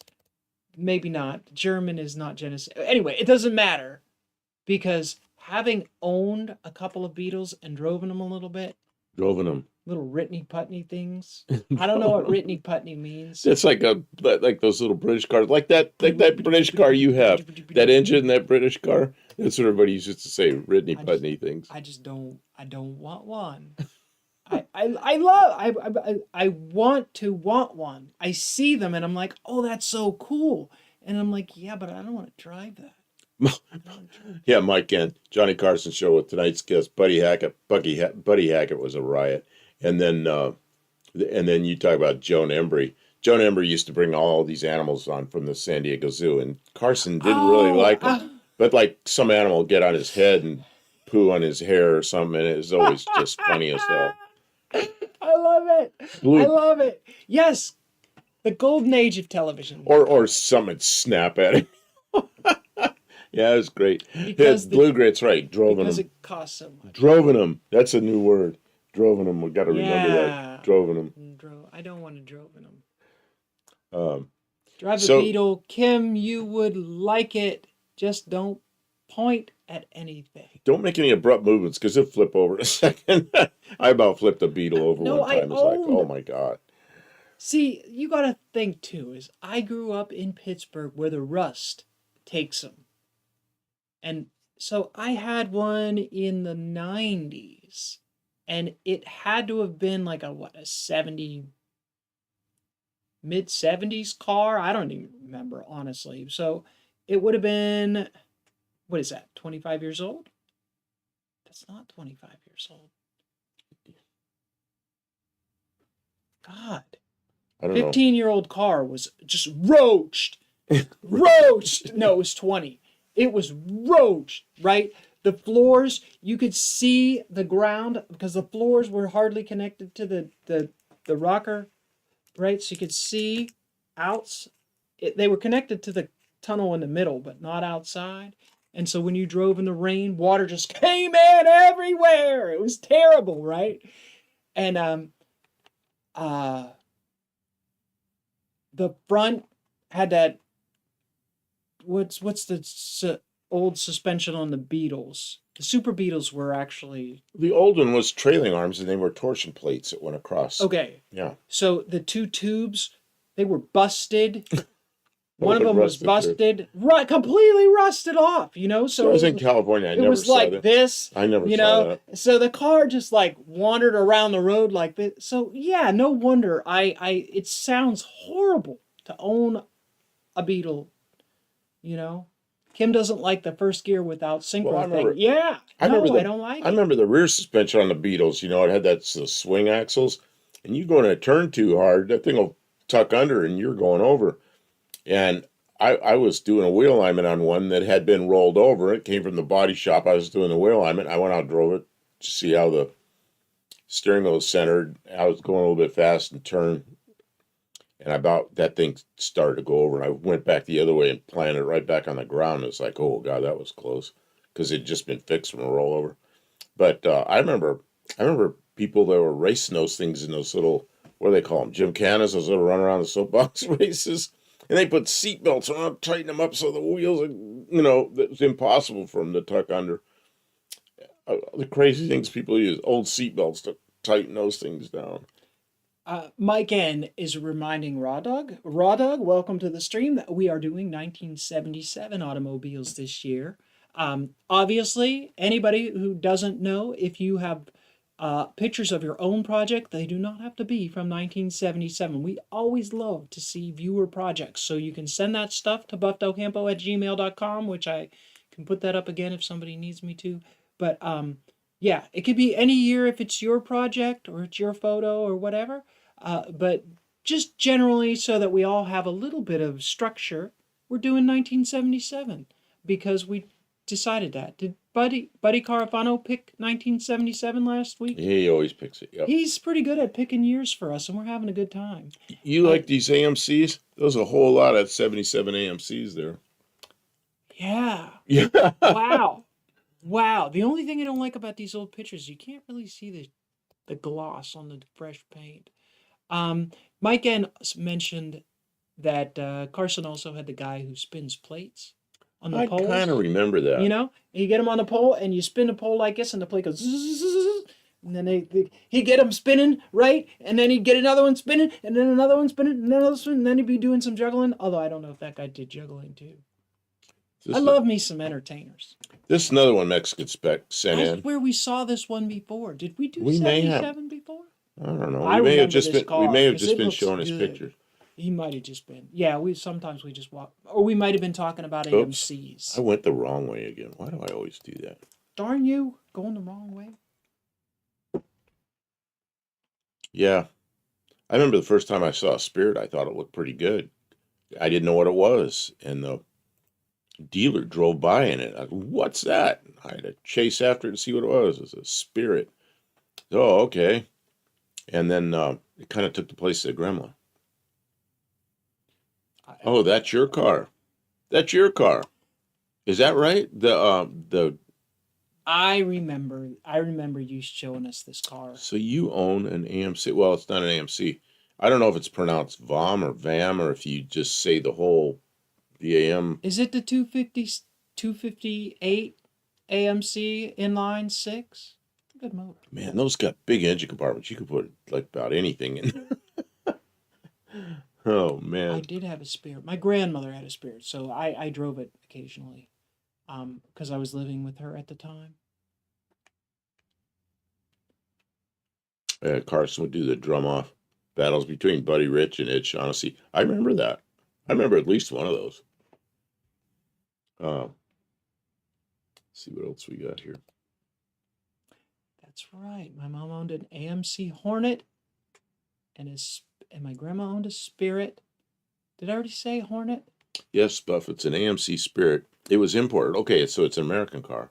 It's a U.S. spec car. Now has a 4.6 inline six Mexico only engine. Oh, okay. They made a bigger one. Well, I don't know what's a 4.6 in cubic inches. What's the and everything was cubic inches, and then it went to liters, and it's like sometimes I don't remember which one is which. What was the 258? The 258 in liters. Like mine, my car is always a 200 cubic inch six. Only now you got to say it's a 3.3 liter because they don't, on parts they list it as a 3.3 liter. They mandated that we have to switch to metric, so we have to speak in metric. 282. The word police changed our numbers. Okay, 258 was a 4.2, and then there was the 232, which was when I bought my car, that was the base engine in the small cars. The Matador was the 258, which is 4.2 liters. Okay, so it's a 282 cubic inch inline six, 4.6 liter inline six. Wow. It looks like it needs side pipes, says Blue Grid. You know what? Side pipes on that car would look snazzy as hell. Tires about this much wider. No, I mean it's pretty good. You know what? Those wheels look out of place. I mean, they look really good. I like those wheels. Yeah, they're okay. They're not period correct. So I'm struggling with them. Okay. I don't know what I would rather say. I mean, they look good with the chrome and the white letter tires. They look really good. Is Patrick Sullivan still in here? Patrick Sullivan. Of course, you don't want side pipes Mexican spec. He called out side pipes, and I don't think it needs side pipes. With side pipes, it would add something special to the cars. You like burn ankles when you get out. Yeah, like burn ankles, right? But no, it would make the car. It is kind of screaming for the side pipe sort of. I want to know if Patrick Sullivan's still in here. Patrick Sullivan, you in here? Why? What do we? Because he sent me pictures. Oh. Of a 77 Chevy Nova. He was here earlier. But there's no pictures. It's just it broke. There's no you got to resend the pictures because all I got is a bare email with no pictures, and I want to show it. He really tried. Okay. Well, you know what I mean. Look like the roadkill, Hemi Grimmy. Man, I haven't watched so much of the roadkill stuff. Yeah, a friend of mine had that gremlin with the 429 Ford in the tunnel ram. That thing was fun. Ironically, in Mexico, this car is called Rally. Oh, I bet it is. That's pretty cool. Is that an all-wheel drive car? Those things were never all-wheel drive, were they? I can't believe Mexican I think there was a version of a car. AMC had an all-wheel drive version. They had an all-wheel drive wagon, I know.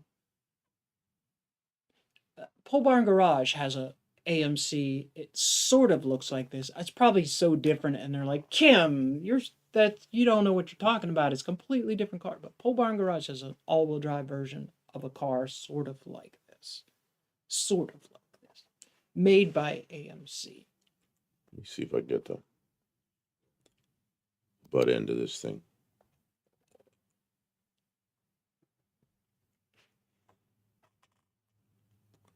Yeah, side pipes. I'd be burning my calves constantly. Yeah, when you have side pipes. It's the price you pay to be that cool. You're supposed to wear the tall biker boots when you have side pipes. Didn't you know? I mean, it has to be a whole vibe. You can't go part way and have side pipes. You have to be the whole thing. You have to be the whole thing. Like, you have to lift your lady up and put her in so she's safe, and the same would take her out so she doesn't get burned. Okay, Buddy Carfano sent this in, but you're going to have to adjust the zoom on your end. 38 Racing's here. Good evening. 77 Roadrunner. That just doesn't seem like a Roadrunner. It seems like a pretty good car, but it's I don't know, when I hear Roadrunner, that's not what I think of, but I kind of like that. Yeah. I'm okay with it being that color, with those, with all that. I think you could call it. If you're gonna call it a Roadrunner, it better have the yellow and black stripe Oh, on the here, orange. Buddy Carafano sent this in, and I like it so much. Man, that is a 77 Dodge Charger from Brazil, which is like a 69 Dart, but it's got the long It's roof got the long roof. like the Mexican ones. And then I clicked on this earlier. Let's see if I can make it happen, if it'll do it here. I don't know if it'll do it here. Sun slats on it. Oh. It will do it here. Can you shrink that down a little bit? Okay, this is just something. Look at the grill. I think this is a pretty cool car, and we didn't get these. We got them in the form of like a 69 Dart. But oh, Patrick Sullivan, yeah, good, thanks. I'll show him when I get them. It's got like a Barracuda dash, sort of. 200-kilometer speedometer, Brazil. Olive likes it. Hippie Long likes it. Just from Sao Paulo, which is a city in Brazil. Man, look at this thing. I just think that is, if I had a 69 Dart, that's what I'd want. A 77 Charger. Yeah, Mexican spec. Did they have, I don't think you've ever showed anything like this, so maybe they didn't have these in Mexico, but they have them way down there. Man. Really different steering wheel. Completely looks Chrysler, but I've never seen one like that before. But you to look at it, it just looks like Chrysler product. Yeah, I don't know. Look at those seats and everything. Is that the original seats? That looks like fully custom interior. Well, it could be because it's an old car. Like anything it's a 77, so it's, and there's the under dash air conditioning like the Darts had. Mexico is not Brazil. Thank you, Mexican. Yeah, no kidding. No, I didn't know if you Mexican got that with body his style. geography lesson of the night. I didn't know if you got that body style or not. Now for Mexican spec. Bluegrit's asking about the lights. Lesson. He's asking about the lights. There they are. They're behind the grill. You guys don't speak Portuguese? No. I just think that whole front end looks so good. Man, Charger RT. Well, it's like Mexican spec. You guys got the Ford car, but the first one I saw in this hemisphere was in Brazil. And then I saw one in southern Arizona that had Mexican plates on it. And that's when I went, wow, I think we can get one of those. That is a really nice restoration. The motor, look how clean the engine bay is. It looks really good. 70,000 kilometers on it. I mean, somebody's really cleaned it up nice. And there's that top like they have in Mexico. What are the taillights like? Oh, it does kind of look like a 69 Dart back there. Little different taillight lenses. I mean, it looks way better. I mean, it looks better than the 69 Dart. Oh, man, they did a nice job with this car. Why didn't we have this here? Well, this is 8 years after, so this is actually kind of behind, but it's I know, but why it's didn't so we have good. This car here? Look, it's got the dual pop master. It's got air. It's got a nice looking V8, although who knows how much that's been updated. Are those fuses right there? They would never have been fuses under the hood. What are those?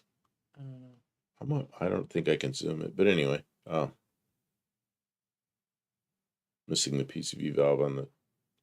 Yeah, it is. There's a gasket there and nothing. I like the grill and the surround and everything on that grill. I think it just looks good. And that top really does it. See, in Mexico, they have these, and I think it looks really good. And we just never got those up here. That top, That's kind of interesting. The lights just shine through the grill. Great sail panel, like 66, 67 Chevy. There should be some kind of emblem on that sail panel. If you Why isn't there an emblem on the sail panel? If you get If you get a Mexican spec Throw the dart, whole I think thing you away. do get those sail panels. Yeah, it's a thing. Guys, I gotta go and take my contact lenses out. I got something in my eye in the shop, and this one I feel like I'm in a fishbowl. I gotta take them Well, you out. can. So Olive likes this, and you can thank Buddy Carvana for sending this. This is pretty good. I am going to leave, and when I Ah, return, I will be ugly again. the retired Inspector Bruce is here. Good evening, Bruce. Welcome, Bruce. We're showing a We're doing 1977. This is a 70, Brazilian car. 77 Dodge Charger from Brazil. In case you missed it, Brazil is not Mexico. Look, yeah, Mexican spec reminded us that. Yeah. They're only like 5,000 miles apart. Geography. The yeah, I think that top. Of course, if you like the top, you can get that. You can get that top from Mexico, but the grill and everything, no. There's a lot of pictures of this car. Yeah, and the seats are nice. This is a pretty nice car too. I can't believe how many pictures they have of this thing. Yeah, that nose is amazing. I can't believe how many pictures they got here. I'm just scrolling through all of them. Yep, that's the end. Oh, what is that thing? What's that green thing? What's that green thing? Now I'm going to click on that. Oh, that's some kind of Chevrolet. Don't know what that is. Some other Brazilian car. It's a 1977. It's also 77 Chevy Caravan from Brazil. Wow. What is that? Like an Opel or something? I'm not sure what that is. Esse carro.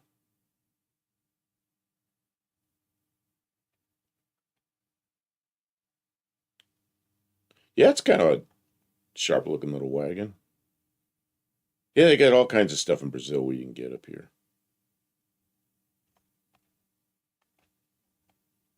And here I am looking at all Brazilian cars. Now we're way out of what people sent, but I find them, so I'm going to show them. Look at that. The steering wheel is the same as a Camaro. My 69 Camaro had that same steering wheel. And it's in a 77 Chevy Caravan in Brazil. 180 kilometer speedometer.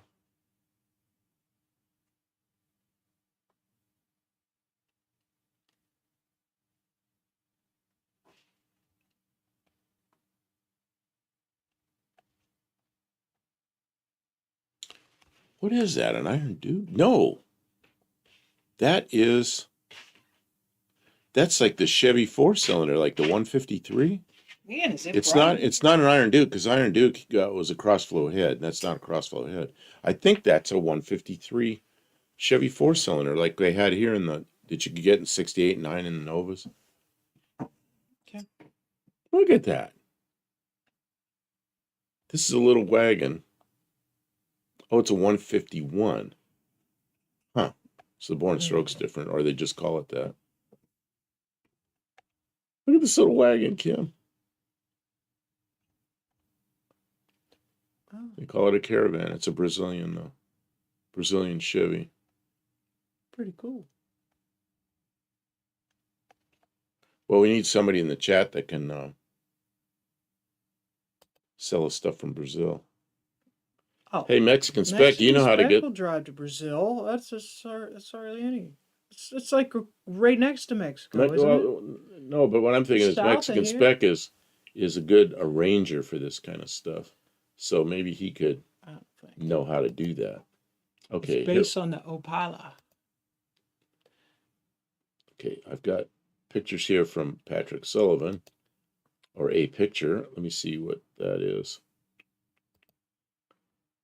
How are we doing, everybody? Are you having fun? This is a bunch of people left. Nobody likes us. Nobody liked all this Brazilian stuff, I guess. Too much bullshit. Hey, Ray from 38 Racing is here. I didn't see Ray say anything. He did pop in earlier. And Okay, he's just been silently observing. He's probably getting work done. It's not cold there right now, is it? Today was a cold day, but tomorrow's going to be something nice. happened. All those people left, and they all popped back in. So I don't know what happened there. Oh, because they all it's just some YouTube anomaly.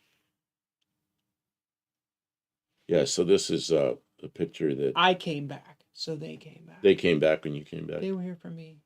This is the picture that You know what? I walked away. I'll bet you they were like Patrick Sullivan. I'll bet you that. Oh, okay. Yeah, it's like an Opal, isn't it? They probably like, oh, I better take a break, because Kim's leaving.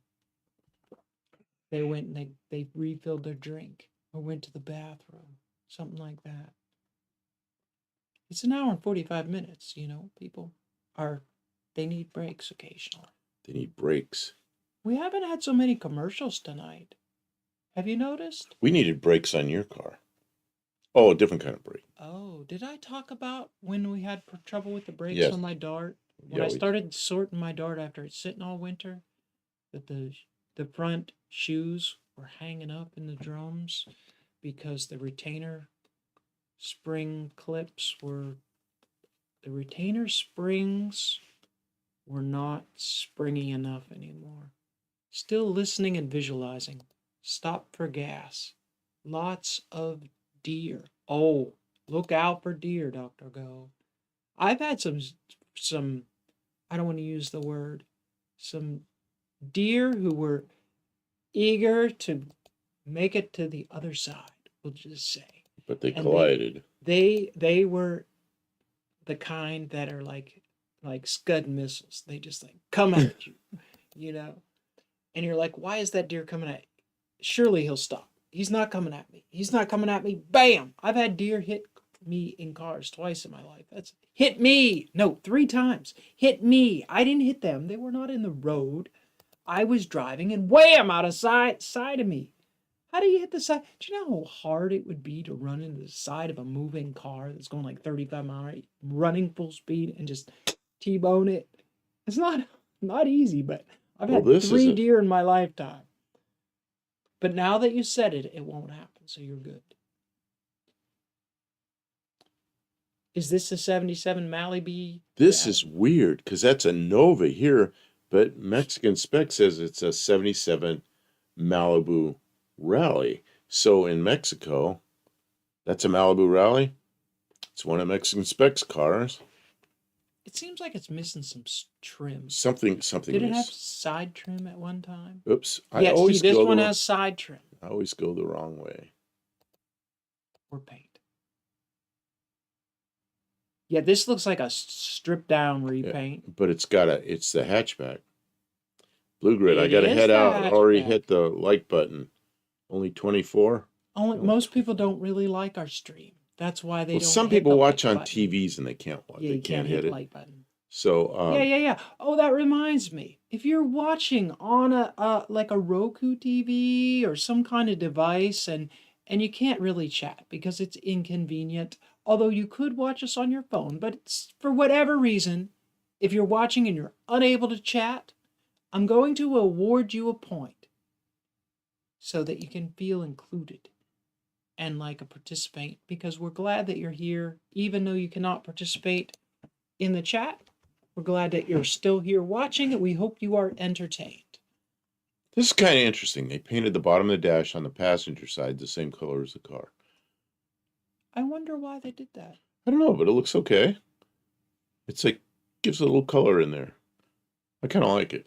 It's fine, but it's somebody was just excited to put some color on the car. And I'm okay with it. I'm fine with it. I'm not a purist as far as like it has to be a perfect restoration and it has to be exact. Like my van has like swishy colors all over it and stuff like that. So me of all people, I have no business being critical of Oh, there's that 350 Chevy he's talking about. Nice. Very nice. Oops, why did that get so small? That was weird. I don't know, that's just a little bitty picture. What's it say? It's just very low. Malibu something, yeah, it's like it's a Malibu Barbie. It's a watch TV and use the phone to chat. Not everybody has all that stuff. Or the time, or that many hands. You know, some people don't want to be on their phone and the TV. So I understand. Some people don't have minutes. Remember when phones had minutes? You bought your minutes. Oh my God. I'm so glad I have an unlimited plan. I remember always being up against that minute wall. Like, I can't make any phone calls for 2 weeks because I'm out of minutes. Landlines. There was long distance, which is anything over about 8 or 9 miles. At one Oh point, my my God. mother started itemizing. We had, like 10 pages of phone calls, and my mom was like, using the highlighter. Like, these are the ones you're responsible for. I'm like, why? She's like, because the phone bill is $212. Oh, So you are responsible for these phone calls, because if I don't tell you what you're spending, you will not limit yourself. And this is a 2.5 hour phone call. And that is why we have a $212 phone bill. But then my mother also started to realize that she was spending, and then we got some kind of plan where we could, depending on where you called, you had unlimited in some places, and I don't know. My mother let me call and change the phone plan. She was not happy about it. She was like, "Now it costs $50 a month." I'm like, we were paying $212." And she's like, "Well, I'm not paying for that. It's only supposed to be a $12 plan, and you're supposed to..." I'm like, you're being difficult. It all worked out. Landlines. yeah. I was If thinking you you don't might have like one, this. get one. The car finally sent that. It's a 77. I thought you might like it. My first car? Somebody wrote that. He sent the picture. That doesn't mean that was his first My car. brother gave me a little brown 4-door Volkswagen Rabbit. I think it was an 83, but I'm not sure. I was only 15, and I drove that car around when I shouldn't have been. It wouldn't hold water. It was leaking water out of the water pump. The bearings were out of the water pump. So it wouldn't hold a belt. When you drove, it would pitch the belt. Would hold a belt. So we had a shoelace around it, and the shoelace would spin the alternator just enough to keep the engine from stalling, and we'd drive around at night with no headlights. That's how I learned to drive a stick. And then somebody came by, and they were like, "You selling that car?" And I was like, "Maybe." He was like, "I'll give you $200 for it." I was like, "Okay, it's sold." So Got that money was the for end it. of that. That was before I even had a driver's license. I had my first car, learned to drive, and sold it. So when it was time to learn to drive, I was already confident of a driver, and my parents were like, "This is not good." "How long have you been driving?" I was like, Hippie long. Just I remember naturally. real operators and party lines. You're older than I thought you were. Yeah, I remember that stuff when I was young. Real operators, yeah. Yeah, you called 0, and the operator you'd say, I'd like to make a long distance call, and you'd tell where you wanted to make the long distance call to, and they'd do whatever they In did. the And early 90s, you could still talk to an operator if Could you you? wanted to make a collect call. Oh, a collect call. Yeah. And then it became automated. "Will you accept a collect call from Mom? Please come pick me up." Because then they would get a call. It's like, "Will you accept a collect call from Mom? Come pick me up." Oh, and you'd Like, say it before and then they. they just hang up. Well, that was they wanted you I to say know. your name. Yeah, instead you'd say the message.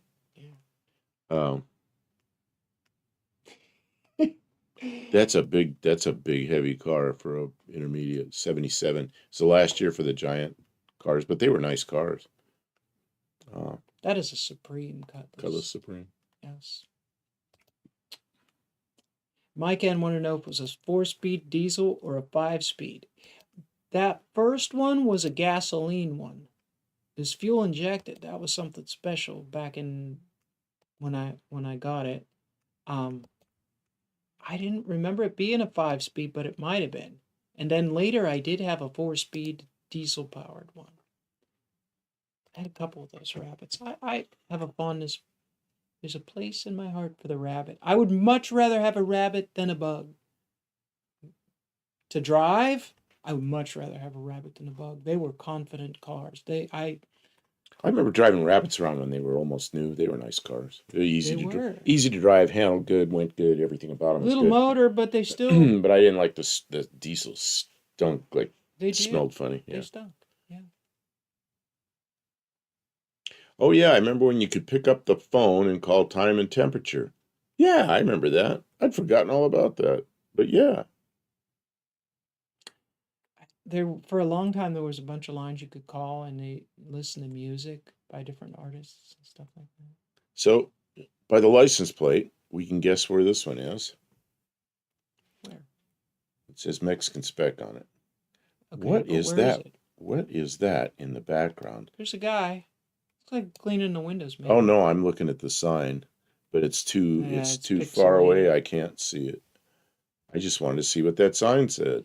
Olive says, speaking of cars that were transformed by T-tops, those cutlasses. I remember having a friend who had a cutlass with T-tops. Yeah. Peak 80s. If you have T-tops, do you have to have a mullet? Is it required? Oh, this is an imported one. It's not Mexican. So this is a U.S. spec or I don't know. Could be. I mean, that's a pretty clean car. It's a 77. You got a line on this one? Yeah, somebody get a nice car with this. They want an older car. Oh, wow. That's nice interior. What kind of car is it again? It's a 77 Toyota Corolla or Corona. Corona. Yeah. Corona. Yeah. Some kind of. My Corona.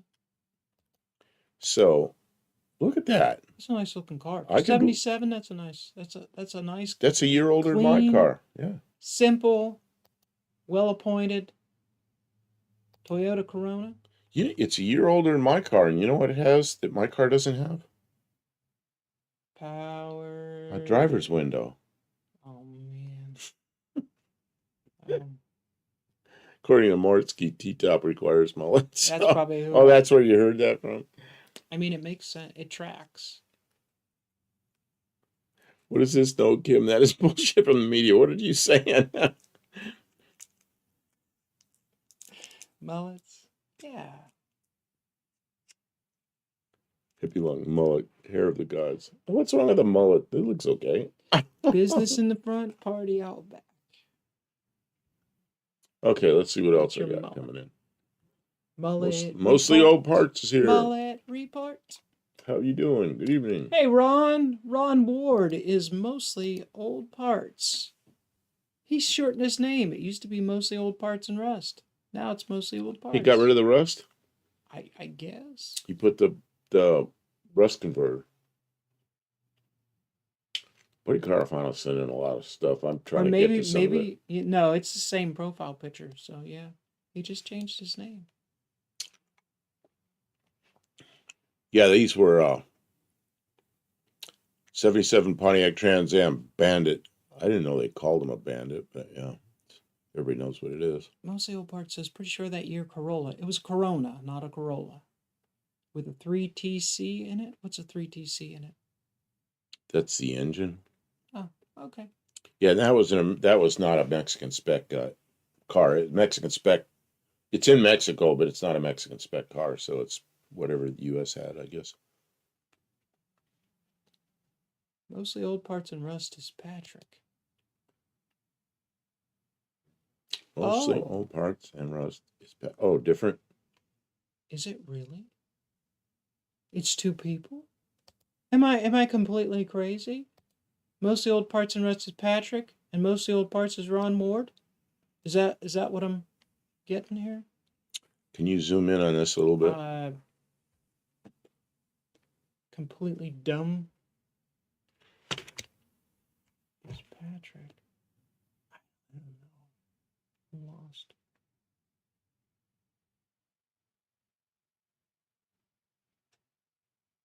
What do you want? I'm waiting for you to zoom this in. I thought that's what you were doing, and you're like going into. That comment blew my mind. You were like into. I was lost. You were into space, outer space. That's right. Okay, 1977. This is a big, heavy car. This is like a battleship. It's probably nice inside, but you guide it down the road. Hope nothing gets in the way. Something gets in the way, you just put your feet up. You put your feet up on the dash, and you wait for the impact.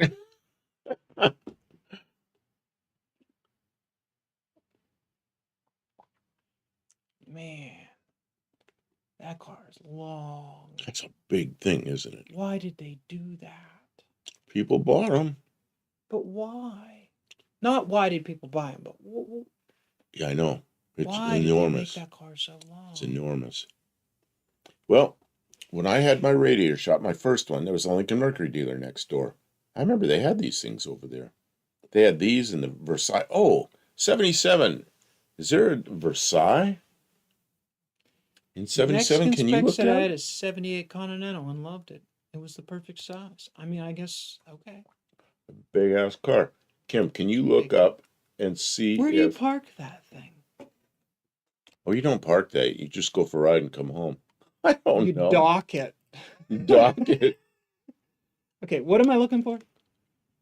I'm sorry. 1977 Lincoln Versailles, which is spelled like some French way. It looks Versailles. Yeah, it looks like Versailles. Yeah, something like that. Well, I mean, that makes sense because when you go out in your Versailles, you're going to be Versailles.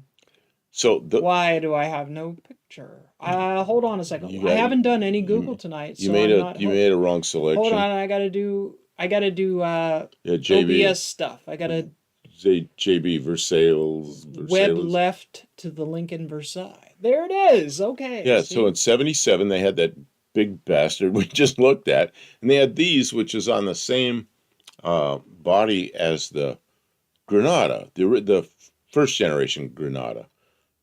But it was, I mean, it was a nice car,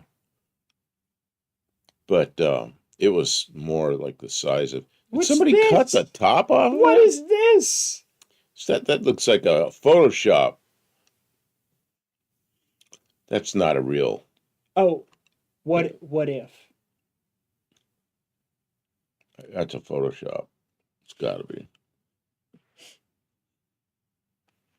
That's a pole barn garage episode right there.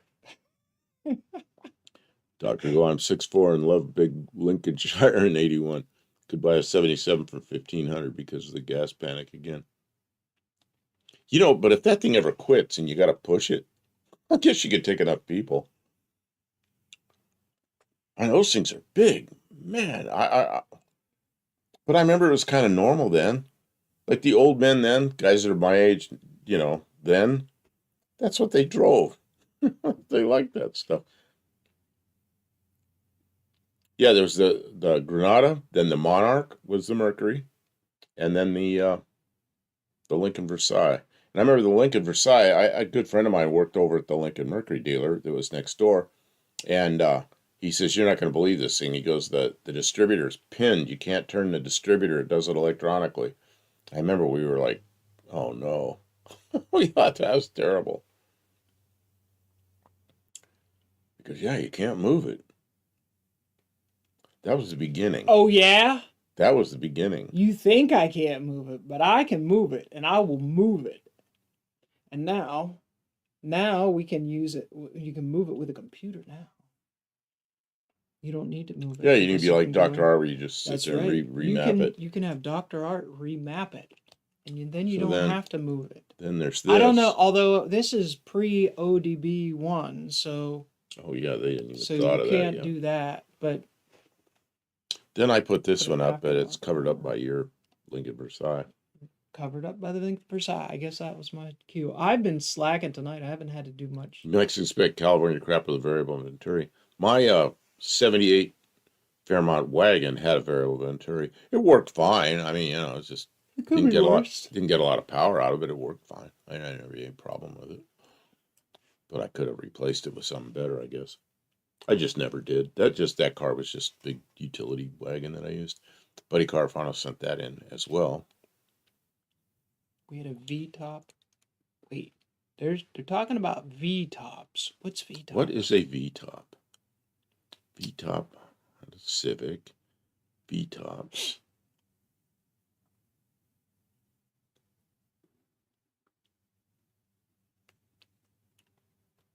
6th Street Garage. Good evening. Welcome to the stream. Mostly old parts likes the Cutlasses. That was a big... All the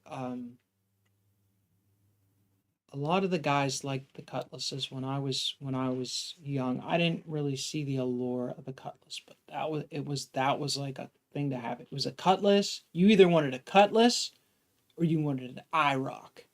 That was the cool cars to have back in the early 90s. You either had a Cutlass or an IROC or an Impala, but not a new Impala. Hippie Lunk says my X19s Old had Impala. 6.4 Impala. target tops, fit in front trunk. My favorite roof. Man, I liked X19s when they were new. It was like a cheap Porsche 914. And I think they almost handled better than the 914. They have a pretty nice car. But they were a Fiat, you know, so they were inexpensive.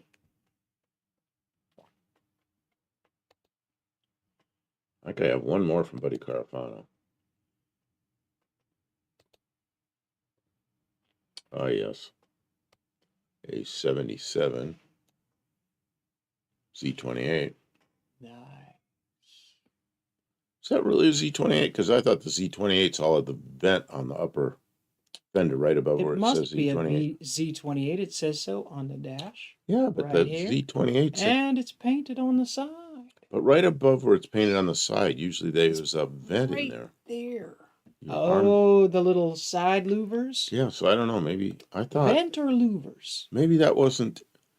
No, it was like a vent thing. I maybe that didn't Maybe come out that till was 78. later. Yeah, I don't know. Or maybe earlier. It's hard to say. Danny Boyd, my dumbass blew up a 12-volt DC adapter trying to test my starter in my living room. Oh yeah, Danny Boy, that won't. Sounds like something I do. A 12-volt adapter, like one of the little square ones, that's just not gonna cut it. You need at least you need a battery charger that has the jump, the high amp jump at minimum. Starters need a lot of juice. Fender vents on the Camaro Z28 was 1978. Okay, so I was right. It was at a later date. Actually, you were wrong, but then you. Well, I corrected myself and said maybe that was 78. Cutter Down Garage got a CK commercial. What's CK? CK, is that tools? I don't know. I don't know. Tell us more, Cutter Down Garage, but you get 2 points for calling out the fact that you have a commercial. Thank you for watching, for enduring the advertisement. Not people don't really love commercials, but it helps support the stream. You know, we do our part, right? We have our computer and we have our screen so we can watch what's going on. We got our email and stuff like that. But somebody's got to pay for all the stuff, right? Between us and you, there's all kind of network, and we can't afford that, right? It's somebody's job to make all that happen, and advertising pays for that. So we appreciate it. Cut it down. Oh, Credit Karma. And okay. If you retired Inspector Bruce got Miller arc welder. Okay, Miller's a good arc welder. You got to get all these. Yeah, that's an Astra. You got it. That's that was sent in by Ray. You know, Racer. Oh, I'm gonna make it small so you can see it. 38 Racing. 38 Racing sent that. He sent actually 2 of them. Is that one of his cars? I think so. See if I can go the right direction. How rusty is that car? I don't know. Look at it pretty close there. Oh, those decals and everything. So cool. Yeah, I mean that's It might have an iron dork. Oh, that's awesome. Iron Dork. I like Iron Dukes. Hey. Tell us more about did it come in an email from 38 Racing? 38 Racing. I wonder if he's even here. I want to know more about this car. We might have to go into Nebraska to get that. We might. No, let's go somewhere and get glass for my. Well, they'll have glass for your car in Nebraska. We'll get it while we're there. It's nearly up to the axles. Well, the axles are keeping it from sinking any deeper. I'm sure it's all the way up to. JV says it's a rare one because it's a Formula Astra. Formula. Okay, while everybody's here and before we get too far into the show, he says it's quite rusty now. Oh. When will the rust go away? Oh, no, it goes the other way. The rust shows up. It doesn't leave.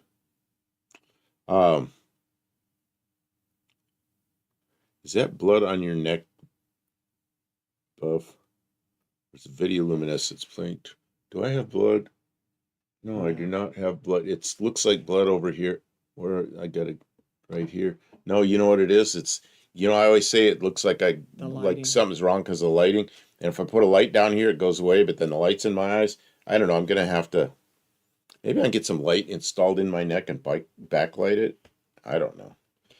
No, it's not blood. It's just some kind of goofy lighting. I really like the front end of that car. It's like a Vega, isn't it? It's a Vega that's at Pontiac. I really like that car. Here's what I can do. 2.8 V6 5-speed now. Moved it last fall under its own power. There you See, go. I'm trying to point light. Nice. It's a runner. See, I'm getting some light under there, but that light isn't very good. Now it's shining in my eyes, but it's not shining on my neck. Yeah, it's just video effect. Sorry about that. Tubular chassis drag car will save it, says BA Oh, Racing. man. Remember that Vega that was at No Name Nationals? That guy bought, and it was already race ready, and he was turning the fives with it. I mean, it was incredibly fast. Oh, at No Name Nationals. Oh, man. Those Oh, yeah, you could do that with this, because that was a tube frame Vega car that was rear spoiler, crazy fast. snowflake wheels. Oh, there is it. Tuned suspension. There is a spoiler back there, isn't there? My friend Gary that died recently. He's a little older than me. I was talking to his wife, and she had a bright orange Vega that was this body style, with the hatchback with white stripes over. It was just a perfect car. And I was asking her about it. She goes, "Oh, Gary had taken that to somewhere in Tennessee." And she goes, "I'm not going to go get it. It's there. He left it there somewhere to do some work on it." And I'm thinking, man, I got to talk to her and see if that thing's out this way somewhere. Or maybe the people where he left it, now it's theirs. I don't know.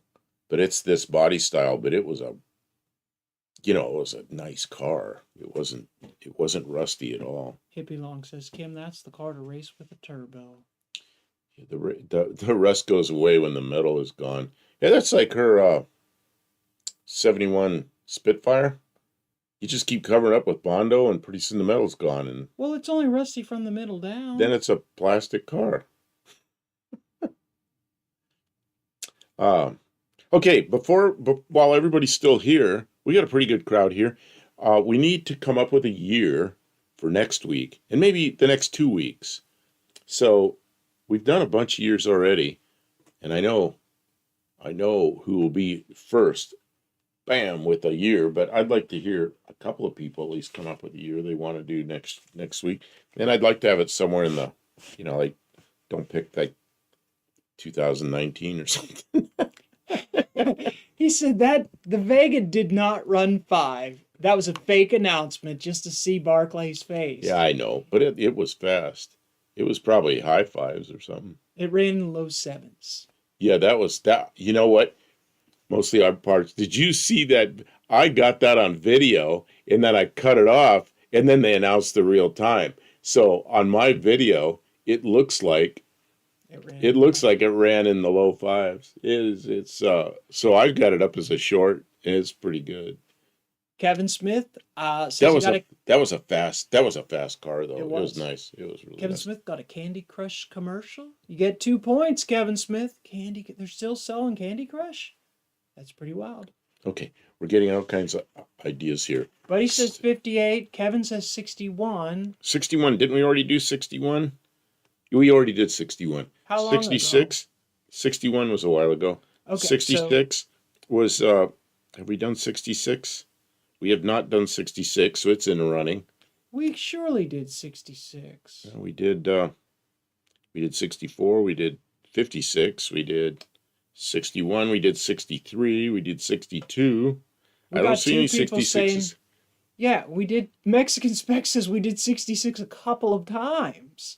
Did we? Well, I got them all written down here. I don't see it. For a while. But maybe they weren't. Maybe they weren't written down. That's the page before this. Let me see, 68. I think 68 was in the list. Yeah, we did 68 just like a few weeks ago. Kevin Smith says 2 points toward my Studebaker. That's right. He keeps thinking that's his Studebaker. You know, See, I'm having my will redone. Should I just put in there that if I die, Kevin Smith gets the Studebaker? Jeez, that'd be pretty funny, actually. No, but that's like a joke. Daryl B says 58. Oh, 58 was a great year. Did we do 58 yet? No, I we think we didn't did do 50. 56 or We did 57. 56, and I think we did 57 at one time, but I don't see it We here. could do 58. 58. What else? Somebody else had something in the 80s up there. What was it? 83. Mike N said 83. I don't. What's in 83? Kevin Smith says 2025. You know what? If we did 2025, Well, we have like a electric charger. well, I mean, we could talk Electric about. charger. That's a thing you put on a battery, right? We could, No, it's a thing you drive. We could talk about the new cars that are out. Oh, I'm not saying that's we have depressing. to. That's Well, depressing. we could talk about what we like and what we don't like about them. There's got to be some decent styling He cues says on something. sarcasm. Yeah, he doesn't want to do it actually. Jeez, sarcasm. 64 Man, we did. was a pinnacle Can year. I even tell this story? We were doing a flight one night out test site. It was nighttime, and they gave us a call sign of sarcasm and a number after it. It's like, how did we get this? And there was something going on where we had sarcasm for our call sign. Every time I see that word now, I think of that stupid call This sign. numbers game has degraded. We need a consensus number. Okay, A consensus number. Is any of these? can you scroll back up so I can see what they look like? And then I'll just pick one. Okay, 68. Didn't we already do 68? I don't know if we did. Yeah, we did 68. We haven't done 66. We've done 66 twice. Oh, well, that's what Mexican Spec says, but I don't see it here. But we could have. We have. See, Mexican Spec says we did it a couple of times. Yeah, I don't know, we could have. 89. 89. That's a brand new car, isn't it? No, 61? I'm old. 61. What was the other one we had up there? I know we didn't do. It's 58. I don't know if anybody wants to go back that far. Who said 58 up there? I think That's too far. That's too far. No. Somebody said it first. Buddy Carfano said it first. Buddy Carfano figures. I'm trying to get somebody else to pick the year other than Buddy Carfano. Daryl B. Because the whole list is Daryl B. also won in 1958. And Mexico's 58 Oldsmobile with all the chrome and a little bit of paint. Yeah, 58 Oldsmobile. It's the trim on the side looked like what do they call the music? With the music sheets on the back. Done 66. Everybody said we'd done 66. All says 80s is good. Stainless. Let's alternate decades. What decade we in right now? We're in 77. Alternate decades, I think, is a good Well, so idea. we're not gonna do like So 76. Yeah, I don't know. I kind of like 58, but that might be too old for people. I don't know. And then we got to get people to send pictures of their own cars in, like this one. This is good because I like seeing this pictures is But see, not everybody picking has a bunch of cars. picking the year is my job. Buddy. Okay, buddy, pick 58. Let's see. Old McDonald says, then do 68 twice. Oh man, what have we got here? I don't know. 74, 56. 56. See, we did 56, and I almost thought that was too old, although I liked it. But see, that's my kind of era of cars. Stainless. Oh wait, what's stainless? Oh, the side of a 58 Oldsmobile. Oh, pull up 58 Oldsmobile. You want to see? Buddy says 58. We're gonna do 58. You're gonna do 58? Yeah. Okay, then the week after that, we'll do 58 next week. And then I kind of like what Olive says is to alternate decades. Yeah. I don't know if we could alternate, but we could switch Somebody decades. said something in We the do early 58. Somebody early 80s. Somebody Well, said 80s. So an 80s year. Mexican Spec wanted an 80s year. somebody else He's said, probably got some 80s cars he wants to show. Olive us. says I'll second 83. So somebody must have said 80. Okay, let's go 83. So next week will be 58. The week after will be 83. Is that what I said? Don't worry, Mexican Spec. You can squeeze in an 84 for 83. Oh, and you know, if you got a car you really want to show us, that's not the year we're doing. Yeah, just do it. That's close enough. Um, We're not gonna hold you to it. Make the call, damn it. I did. We got there. We got there. 58, it's 58 and then 83. and 83. Can you bring up a 19... We always do project cars, Hippie 50. Long. Every week we can do project cars. Oh, yeah. You can certainly bring up project cars anytime. Can you, Kim, bring up 1958 Oldsmobile? Yeah. Because it's like a joke.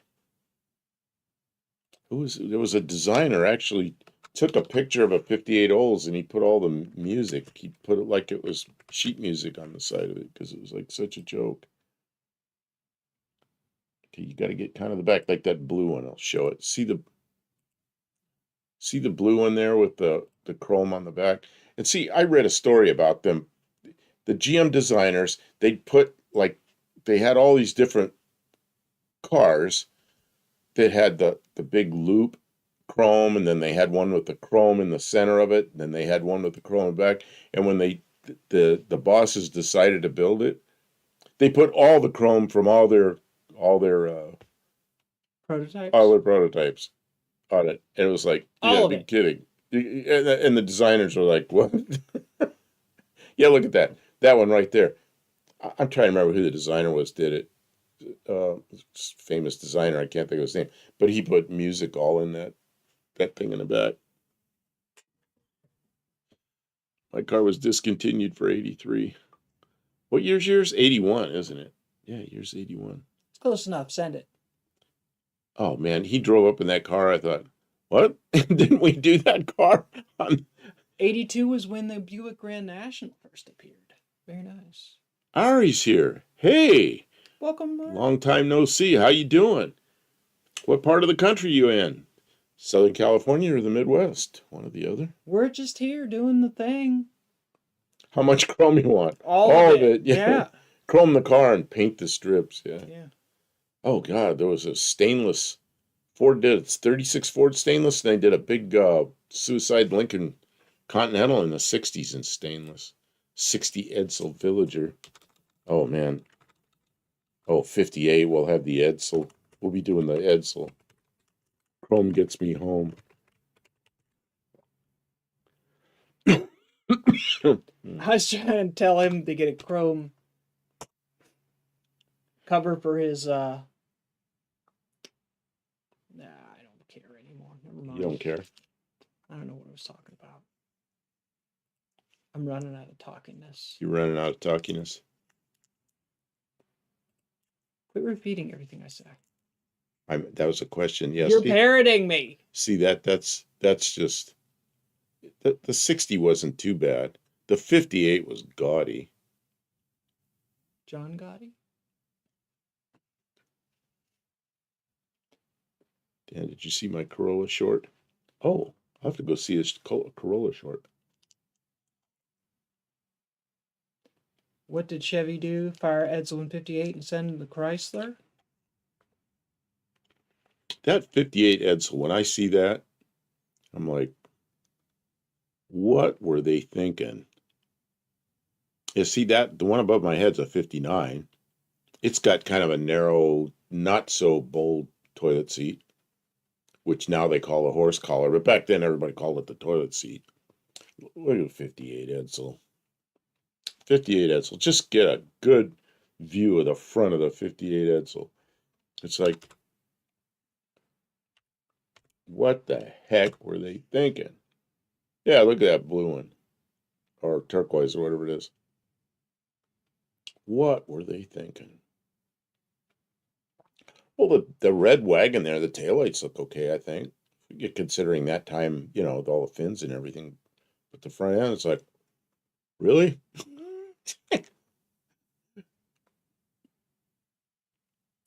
Edsel got a bad rap because it was fugly. Edsel got a bad rap because Ford came out with what was supposed to be an upscale car. Right when it's just bad timing. Economy took a big nosedive, and out comes this car that was fugly and expensive. Some people like and then ugly. and it then just wasn't the in thing that year. And then the chassis and everything was Ford. I mean, They used a bedpan for the grill. Bedpan. Looks like a urinal. Well, they maybe they Everybody, got a I good remember price back then, for it had a car with a toilet seat on the front of it. Now they're saying a horse collar because I think they just don't. They supposed to be more polite now.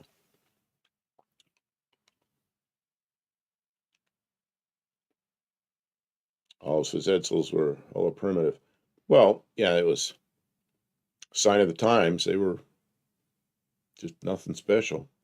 Kind of like a Mexican 58 spec. Ford. A woman would know that because I worked as a plumber for several What is this? years as a What is this? commercial plumber. What is So I this? know what a men's bathroom looks like better than most men because I've installed them and laid them out, done the rough-in plumbing. I know what's in the walls, how it The all walls behind a connects urinal. with, you know what Oh, I my mean? mouse just ran out of room. There we go. This is when the Buddy You Carfano need to sent it. drop a urinal mint in that thing. Oh man. Oh God, what was that Swish. movie? That movie they were eating the mints.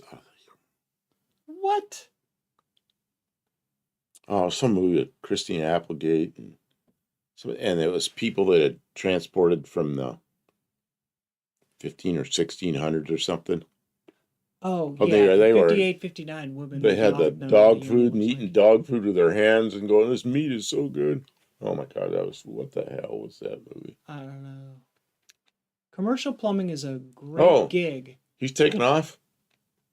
I used to help build If you're not here when I laundromats. get back, adios. I don't know. Ari, that a laundromat would be great because there'd be tons of plumbing. You know what else? I worked on a like a one of those. Used to build laundromat. I used to work in a laundromat and clean it. I was a cleaner. I worked on a project where we were building a medical building and we did all the in-ground. It was like a slab, but there was a pool in the building, so there must have had physical therapy and stuff like that. But the thing about medical building is every room has at least a hand sink. So there's a lot of plumbing. So, yeah. Oh, and it's coming in and going out. It's That sewer that and that's how water yeah. works in buildings. So I mean, yeah, that'd be a lot of plumbing. Old McDonald, how many times did Firestone tires get All recalled? of them. Every time? They had a rough time there for a while, didn't they?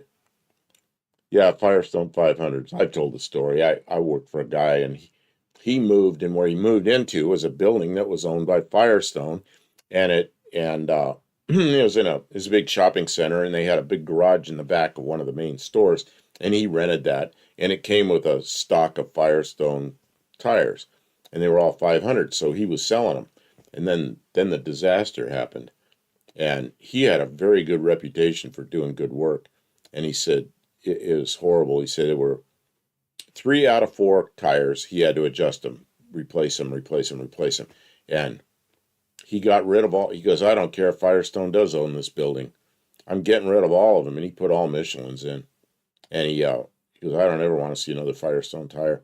And the Firestone came out with the 721s right after that, and I don't know if they were any better, but man, he didn't want anything to do with Firestone after that, except write his rent check to him. Jeez.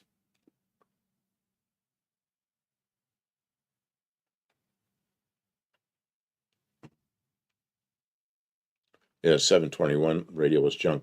I think it was better than the 500, but not by much. Ari says he loved that job because he was prefabbing or fabricating water and gas headers.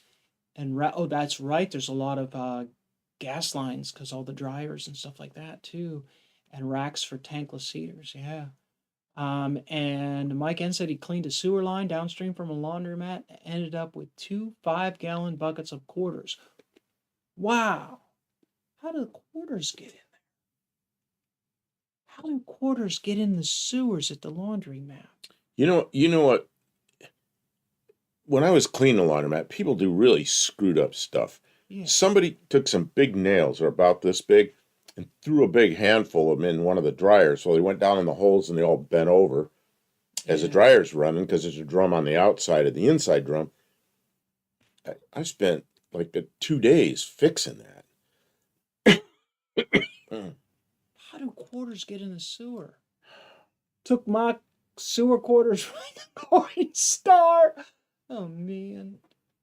I think that's why they're doing away with paper money and change, because more of it ends up getting ruined. 500 tire, you had to let the air out of the tire to remove it. Hey, here's something I got a question. We had a car come in one time. This is many, many years ago. It was probably in the early 80s.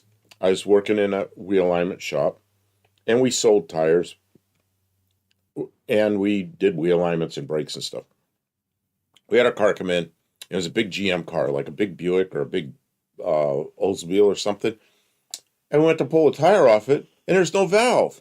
There's not even a place for the valve. We had to drill a hole to let the air out of it. The tire was just completely worn out. So we drilled a hole and let the air out and installed a valve stem and put a new tire on it. How the hell did they get the air in it at the factory? It was here we got ads on top of them, That's all right. No one was listening to your story. Nobody's listening to my stupid stories anyway. I'm sorry, I'm so mean. It's the things that I can say. I think of the things and then I say the things without thinking of the consequence. I was teasing. Buff used It's probably over. Buff used to fix dryer drums by using his fluting pliers. Oh. You know what actually happened was I met a guy, he was Russian, and he moved to the U.S. with his family, and he got a job doing something, saved his money, bought a laundromat, and then I met him, and I wanted to learn Russian. So he was teaching me Russian, and I was cleaning his laundromat. It was a trade deal. So that's how I ended up cleaning laundromats. I was trying to continue my education. Kevin Smith says the car wash got rich on quarters falling in the drain. Now, I can understand that because I've dropped quarters at the car wash and then it would roll and go in the drain. You wouldn't be able to get it. But at the laundromat, they wouldn't go in a drain. But maybe they went in a floor drain. That would make sense. How many people did this when you were young and stupid? Stop an elevator and then get under it on the bottom floor so it didn't go all the way down. Get under it and pick up all the change underneath the elevator. Man, were we stupid or what? Oh, yeah, you can stop the elevator. How is there change underneath the elevator? Because people drop it and they don't know how to get to it, so it's all down under there. What are people doing with change on the elevator? I don't know. You don't have to put money in an elevator. No, don't even suggest that. There'll be a slot. No, there'll be a QR code and they'll take it out of your bank account and use the elevator. Oh, God. Why did you say that out loud? We're all screwed now. So, no, people, I don't know why. There's all kinds of junk. When you stop the elevator, about this high up, that you can crawl in there from the bottom floor, you crawl in there and there's all kinds of crap. And money's one of the things that's in there. We used to do that when we were young. And I think about it, how stupid that was. Okay, so okay. We got commercials. I'm going to go through those real quick. Okay. Kevin Smith, welding commercial is not brand specific enough. We want to know the name of the company that's advertising. You get your 2 points, but try and be a little more concise with, Ari says, an ad for a local Subaru dealership. If he gave us the name of the dealership, it'd even be better because we could call it out. But it's a Subaru dealership. And AutoZone. Because they've so kindly paid to help the internet exist so that we can do this streaming thing. So we kind of call them out. I don't know if it's a good idea to do that or not. But anybody who got an advertisement and threw it out there into the chat gets your 2 points. Whether I read it or saw it or not. Thank you. Those clowns charge for everything. Well, okay, so when they charge for parking, I will not shop there. Why am I going to go someplace where I have to pay for parking to shop? I'll go somewhere else where I don't have to pay. Now, I understand some places they almost have to charge for parking so people won't take up all their spaces who work in the area, who should have their own parking or whatever. There's all kinds of stuff that goes on. Or so that derelict cars can legally be towed because they have parking limits and stuff like that. But it gets excessive. We paid for parking in Clarksville. No, So we went to a restaurant last week. Did we tell them about the parking at I the don't know. restaurant? Are we missing anything here? And then you could do that. There was what did Russian duck sound like? Kavak, kavak, like Kavakov. I'm not going to tell the parking Yeah. story. I just wanted to catch it because it's like scrolling away and we're missing it. Kanak. We're missing Most it. old parts. Okay. It's not really a very good story, except to say that I had to scan the QR and then I had to put my credit card number in, even though the parking was free. I didn't like that. If it's free, I should not have to enter my credit card number. I don't like that. Because Danny Boyd, when my foolish parents sent me to college, off to college, I rode on top of one of the dorm elevators. I would have done that if I thought of it. But we were getting money out from under them. I don't think I'd ever get under an elevator now. McKenna Subaru can eat the Rita? I don't know what that means. Those clowns charge for everything. Exactly. Anything they can. But I don't know. I understand there's some need for infrastructure and there's some need for things, but sometimes it's just annoying. And I think sometimes they buy a system. They buy a parking system and then it sucks because it's not really designed for the situation. I'm finding things like that in the world, like what is it? Can you switch QR code? I don't want to scan a QR code to park. No, just give me a token. Well, yeah, and then you had to do a bunch of stuff and put a bank. Why do we have to show the Michelin Man? Because Buddy Carfano sent it in.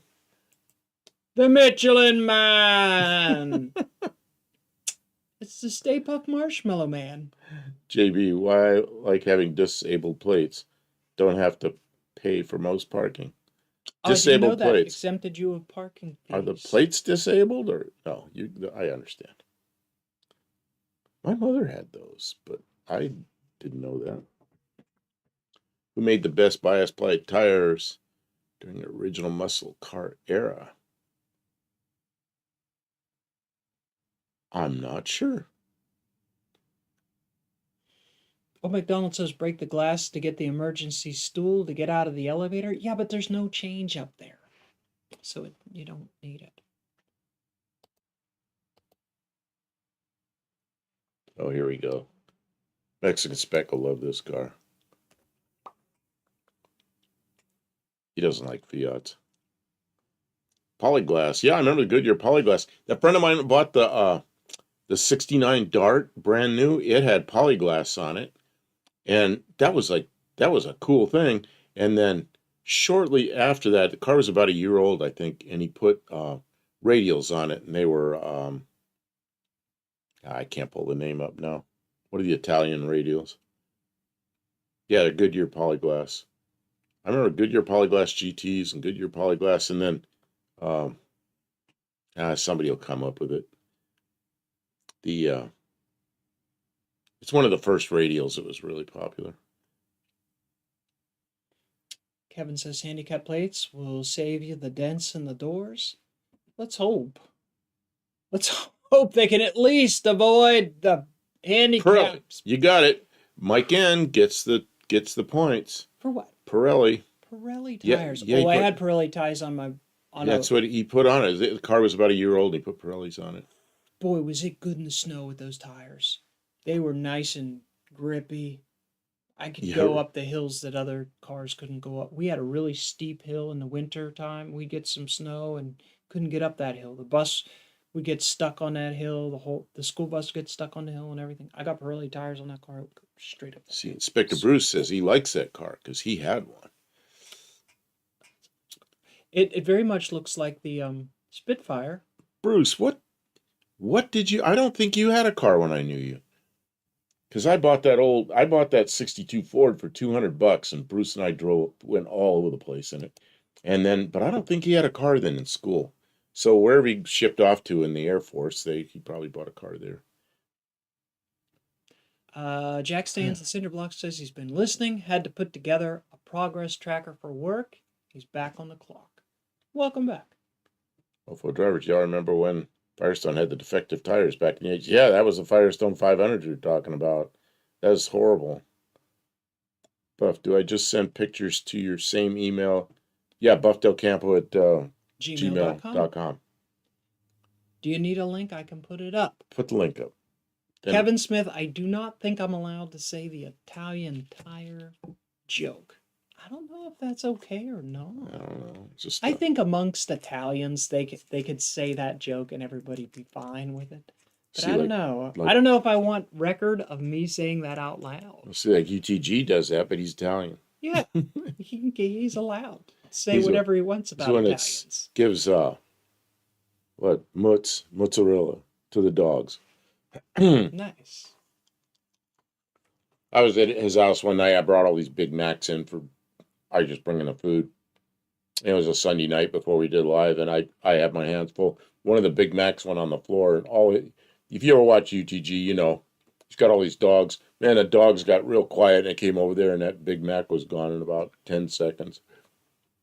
They all ate it. What a place.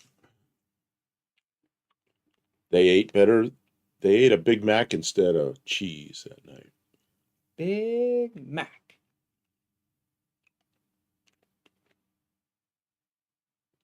I said something, Kevin Smith. He understands. He understands. Don't trick us into saying bad stuff. We'll get in trouble. Mike loves Continentals, but Ari said he just had to deal with a Continental recall at work. Oh, no. Dang. Mike said good success with Continentals. I mean, any company, even a really good company, could have a problem. If they make a recall, if they make it right, that's what really matters. That's what really matters. They were talking about the difference between a Fiat and the MGB and the Spitfire. They're just little tiny cars. They can't be that different. They're too small to change anything. There's a little sports car that's an Alpha. Buddy Caravana's sending more stuff here. I'm trying to get to him. Oh, yeah, and here's one that, of course, everybody's going to... I don't know if they're going to like it, but I liked it. 77 Corvette. Nice big fat tires on it. I like that.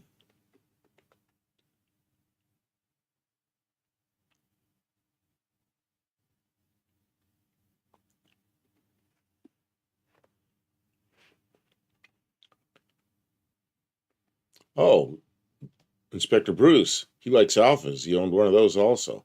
Man, you got into the sports cars. See, I didn't... When I knew excuse me, when I knew Bruce, we were in school in Rantoul, Illinois, and I bought this $200. Well, I went to a Ford dealer one day, just walking around. I saw this old Ford way back on the lot, and I called them up, and they said, "Oh no, they're going to use that in a destruction derby." I go, "No, please don't use that destruction derby. I want that car." Well, we already told somebody they could have a destruction derby. I said, "I'll pay you money for it." They said, "How about $200?" I bought it. And then I'd put front tires on it because they had baloney skins up front and get the toe set. And then Bruce and I and a couple of my other friends, we went all over the place in that car. And then I drove it to California. Went to my first duty station. So, supposed to be in a destruction derby, but I saved it. So, all Bruce ever knew was me driving that giant Ford Galaxy around. There's the 77 Vet. I like the lines on the 77 Vet. It's sleek. It's a very sexy car. Big, heavy, not fast, but looks really good. And you could, and now today, of course, you could put any engine in there and make it fast. That'd be fun. Yeah, there's some of those on Marketplace. There's one of those on Marketplace right now. Well, you know, when I was looking for the car I have now, I was looking at some Corvettes. I was looking at Novas, but any of them that are any good were way too much money. And the Corvette was kind of the same thing. There were Corvettes that needed a lot, and I could have bought one of those, but you know, this. But you were looking for a driver that we could. I needed something. Use. Yeah, my driver got ruined, so I wanted something I could drive. And here I am. How many months later? Oh, Sunbeam Tiger. Yeah, I know it's supposed to be a driver, but it is a driver. It was till a busted window. It was till the window broke. The same. That's new work. That's different. Here's a Sunbeam Tiger by request. You know what those had in them? That was a weird car. Chrysler owned that company, yet it had been developed with a Ford engine, and they had a 260 Ford V8, and then later a 289. Some of them may have had 302s, I'm not sure, but man, I went for riding one of those things with a guy one time, right up to 100 miles an hour, and had a 260 in it. And it was, it felt fast. Mike N remembers everyone to hit the like button Yeah, 45 people in the chat. That's to pretty good. support our community. If we get some likes and we're getting strong viewership, I think that YouTube puts us in the listing. So if people are looking for people who are talking about cars and doing a picture show, they'll find us. You know? And that's good for us because if we more people watch, we'll get good chat. We'll have more fun, hopefully. And maybe we'll even make ad revenue, and then we'll have money to buy a new window for his car because $650 Oh, they want for a window. $695. We're not paying $600. $700 for a new old We're stock not Ford doing window. it. We're gonna have to find some different avenue for a replacement window. I'm putting that fiberglass one back in. Yeah, Sunbeam Tigers were sold through Chrysler dealers. And Danny Boyd says a 273 wouldn't fit. That's correct, but it already had the small block Ford in it. So it's weird you're buying a small block Ford engine at a Chrysler dealer. Because Really? How long did they do that for? I don't know, a couple of years. Because Sunbeam did that, and then somehow Chrysler ended up with Sunbeam. But they couldn't put their engine in it because it's long and. Why couldn't they fit a 273 in there? You know when they put the small block Fords in there, the story is they took a hammer and beat on the firewall to make them fit in the factory. What? At the factory. Yeah, retired. Nice. Bruce says in 8th grade, my teacher, who was a nun, owned a Sunbeam Alpine. See, the Alpine had the 4-cylinder in it, and it looks just like that, except the fins are a little bit bigger. But then the Tiger had the. Turn up the bass and let the Alpine blast. Yeah, see, it looks like it. Alpine and Tiger, it says. Yeah, the Alpine had a little bit taller fins in the back. I made us big, and now we look weird. We look weird because we're big? We're a little too big. You were talking a lot, and I thought, well, I was talking too much. No, I just, you weren't talking too much. There was a lot of talking, and so I wanted to make us bigger, but I wanted to keep my background and not, anyways. That's something I've never seen is a hard top Alpine. That looks terrible. That top is like too big.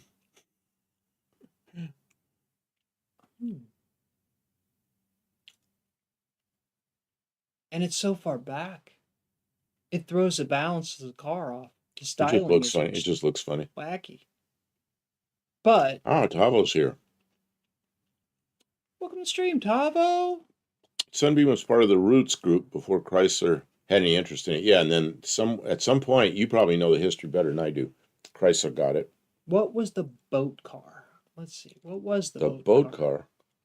The one that actually went in the water? Yeah. It was called an Amphicar. Amphicar. What year was an Amphicar? You've had stories about mid-60s. Yeah, because I had to work on one that was. There's two little braces that go up that tack weld, that have little spot welds right behind the passenger compartment, and those things break. And when that spot weld breaks, then the water comes in. That was 61 through 68. I'm going to bring up the picture, but we're not going to dwell on the Amphicar because we do those pictures one year when it's. So the guy was doing this, and it starts peeing the water into the engine compartment, but he doesn't know that. He's out in the lake driving around, and then pretty soon the water starts going in the carburetor. Well, then the engine stopped, and he's out in the lake, so he had to swim ashore, and the car sunk. So they got a tow truck and some divers, and they went out there and pulled the car out. It was all full of mud and water and everything. And then the shop next door to me was fixing it. I did the radiator, and I did some of the other work, and it was a disaster. But they got it going. Did it look like this one here? No, it just looked dirty. It seemed to me it was kind of a light brown color. Kind of looked like that white one, but it was a little darker than that. Olive says she would seriously have that hard top sunbeam, hands down. I don't know. I wasn't a fan. It's not so good. We're moving on. It was a Lincoln. That thing has more metal than a cruise ship. It kind of looked that way, didn't it? Because 71 through 73 Mustangs, big long hood, the fastbacks. You sit in that thing, I said, man, this thing looks like an aircraft carrier in here. We're eights that no-name Nationals junkyard guy. I forget their handle name. He's a huge Ford guy. Find that side glass for Buff Zephyr. Eights. I'm not sure. Junk Car Willie. Oh, Junk Car Willie, yeah. Oh, Junk Car Willie, I'll probably get a hold of him. I thought of that last night. You might know where there's a Zephyr in a yard. Last night when I was searching for that, it wasn't last night. It was probably 3 o'clock in the morning today. It's before I went to bed. I was looking for a window. Yeah, for all of you who weren't here earlier, the window on my driver's window, it stopped cranking up, and I couldn't get it. Then I opened the door. I'm standing there, and I decided to go down a little bit with it, and it cocked. And I went, nah. And I'm standing there thinking, okay, I'm going to have to put my stuff in the trunk because I can't lock the car. And then it's just like a bomb went off. That window just went bam, and just all these little glass berries fell in my shoes and pants and all over the ground. I don't know what happened. We'll take it apart and figure it out, but something happened, and now I got to get a window. 38 Racing says it's not hammering the firewall, it's precision clearance. Precision clearancing. Yeah, you want a precision clearance everything. Get out the micrometers. We'll make sure it fits. Yeah, smash it with a micrometer. Oh wait, I'm going to use the micrometers with this hammer to make sure this sucker fits. Okay. Precision. It's Ari sent this in. You know what that is? My head's in the way of the really good looking. Chevy. But I have to. Can you move that up? I don't know if you can do that. Like oh, that you can. Front end. You don't like that front end? No. I like that front end. Looks like that car has a big snoz. Those big pods on the front. I like those big pods. Yeah, when I was a little kid, that 1960. I think that's a 60 is his, and that's Ari's truck. Why are they even there? Well, because it looked cool. It's 1960. It's like right when the whole fins and wings and all the stuff. Don't get me wrong. It's a beautiful truck. But if I were to design a truck from scratch, I would not put those there. The only thing I'd do different if I designed that from scratch is it wouldn't have those little tiny turn signals. That whole pod would be full of a turn signal. It would, bam, you see this turn signal now. Now, if they were scoops. Scoops. Like things going down like to dual carburetors. Dual scoops. Like with shaker. Now you might have me on board. But big, gaudy ornamentation without any purpose, I'm not as big a fan of. I'm a very practical, form follows function kind of person. Sometimes to my detriment, because the internet likes to see big and gaudy. They like that. So Tyler says, not good. You just replaced that glass. No kidding. When it broke, it just like, first I jumped because it made such a big noise. He called and said, I need help. And I was like, oh goodness, what's wrong? I was really worried. And then he was like, I broke the window. And I was like, oh good, it's just a broken window. And then like my heart dropped and I was like, oh God, I did something wrong. Well, my next thought was, where are we going to get glass? My next thought was, I'm standing with like glass in my shoes and I'm thinking, where am I going to get a window for this thing and what's that going to cost? Man, yeah, stuff happens, you know. Kevin's never been a problem. I hope what happened? I'm going to see what happened here. Don't leave, Kevin. Just can you get maybe whatever you said was over the line. I'm gonna see. Ari didn't like it. I'm going to see what was said. Oh, you talked shit on his truck, Kevin. He talked shit on his truck. Okay, so don't everybody worry. He didn't say anything real bad. He only just timed him out for 10 he seconds. timed him out for 10 seconds because he was giving it. He's like, "Don't talk shit on my truck." That's valid, Ari. Yeah. That's somebody stuck smack on your truck. So Kevin Smith, you're okay. You're just talking talking bad about Kevin's really asking for it. It's the Edsel one. Yeah, but the Edsel, they turned those pods this way, vertical. Oh man. So yeah, you're talking bad about one of the moderator's vehicles. That's pretty funny. And Ari says Google he's commercial. gonna make it intakes for his turbo someday, and that would be something really special. So The fact that they're there for that potential. Google commercial. Universal Studios. I assume that's a commercial, maybe. Talk about Disney Beauty and the Beast show ad. So all these people get 2 points, Kim. Yes. Husky Liners pie ad block. And he doubled down with the insult, right? Now there's gonna, if you guys ever show up in person, there's gonna be rivalry. There's gonna be truly hateful. I didn't know I could go in. I didn't know I had the power to go in there and look at what got taken out. The good thing about it is we better understand our moderation tools now, because you guys are all on such good behavior that we don't even know how it works.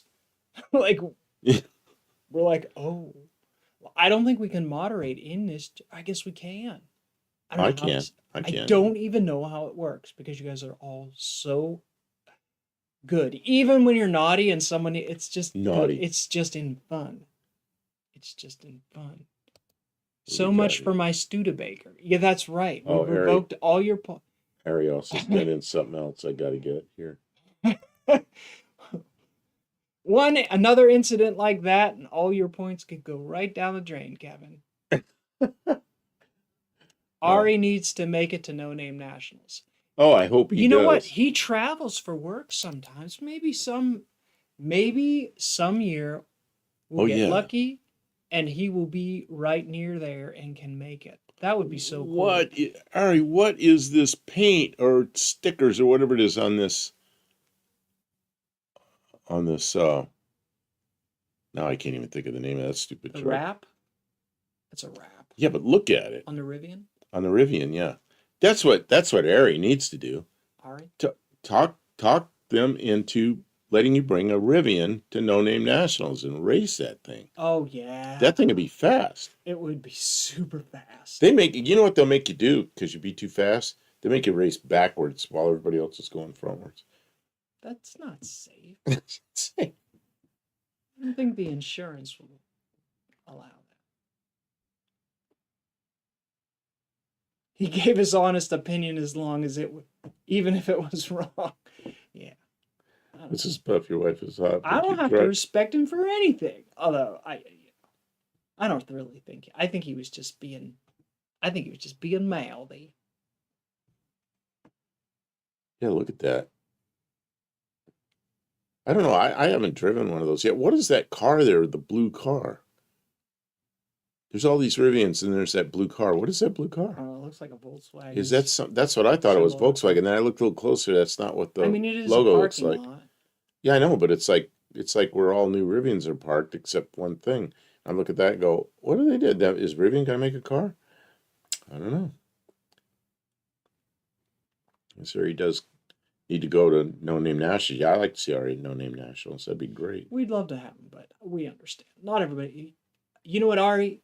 I hope that they have another event. What's a benchmarking out your car? Way? A benchmarking car. What's a benchmarking car? Is that like a pace car? Fisker Ocean, maybe. Is that a Fisker Ocean? Oh, could be. Rivian chase vehicle. Well, who is it has the Ocean? That's Rich Rebuilds? Oh, I didn't realize he had insulted your Edsel. See, there's history. It goes back before. See, I should be following this chat, but I'm losing names and comments. I'm I'm losing synchronicity. Well, see, So maybe that's Rivian's manufactured in Illinois, but they have a place out in California where Ari works. But he also goes back to the Midwest location sometimes. Oh, So Danny Boyd said Rivian sounds like a drug name. Yeah. Ask your wait a minute, wait a doctor minute, if wait a minute. Rivian is right for you. Side effects include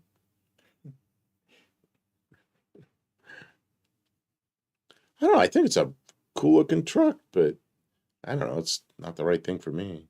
if your Rivian lasts longer than 4 hours, seek medical attention Gee, immediately. gee, stop.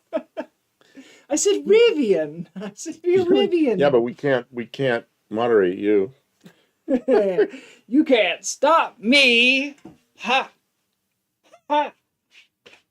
Alright, I'm getting a beverage. You're getting a beverage? I'm thirsty. And you know what? You need to take a moment. Take a moment, just one moment. I encourage other people to do this too, because we are into our third hour, and with no We're end into our in fourth. sight. We're into our fourth hour. Fourth hour? That's a lot of hours. Stand up. I'll bet you it's hard for your just stand No, I don't up want to for a stand up. moment. No. He's like, if I have to stand up, I'm done. My All right, legs are Patrick, this getting is numb. in Arizona. I worked at the plant, though.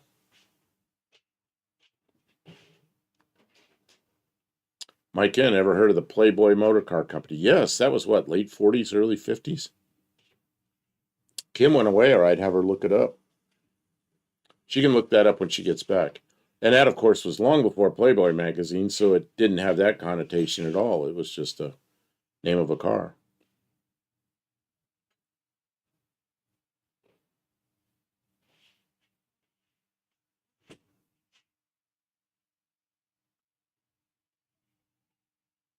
Can pass gas, though.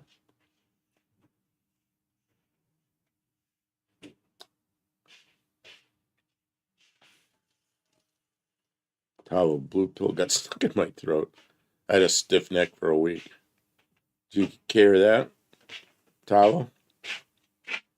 Blue pill got stuck in my throat. I had a stiff neck for a week. Only a week. It's only supposed to last for 4 hours. Man. Oh, Ari says, Casey, my mom lives in Jonesboro, Arkansas, not too far from Sykeston. Well, that'd be cool. It'd be Makes it a really longer good trip. it'd be really good if they let you race at Rivian. How do we get them to Well, do they would that? let. Get them? Oh, Rivian? Yeah. Oh, can you look that up? There's a Just car tell me. called a Playboy. It's probably like late 40s, early 50s. If you put down 1950 Playboy car, you'd probably find it. Which, of course, had nothing to do with the Playboy magazine that came out way later, so it doesn't have the same connotation as. That's not it.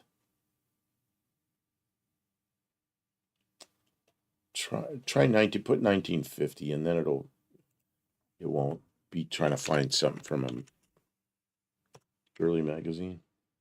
There you go, the blue one right there. That's it.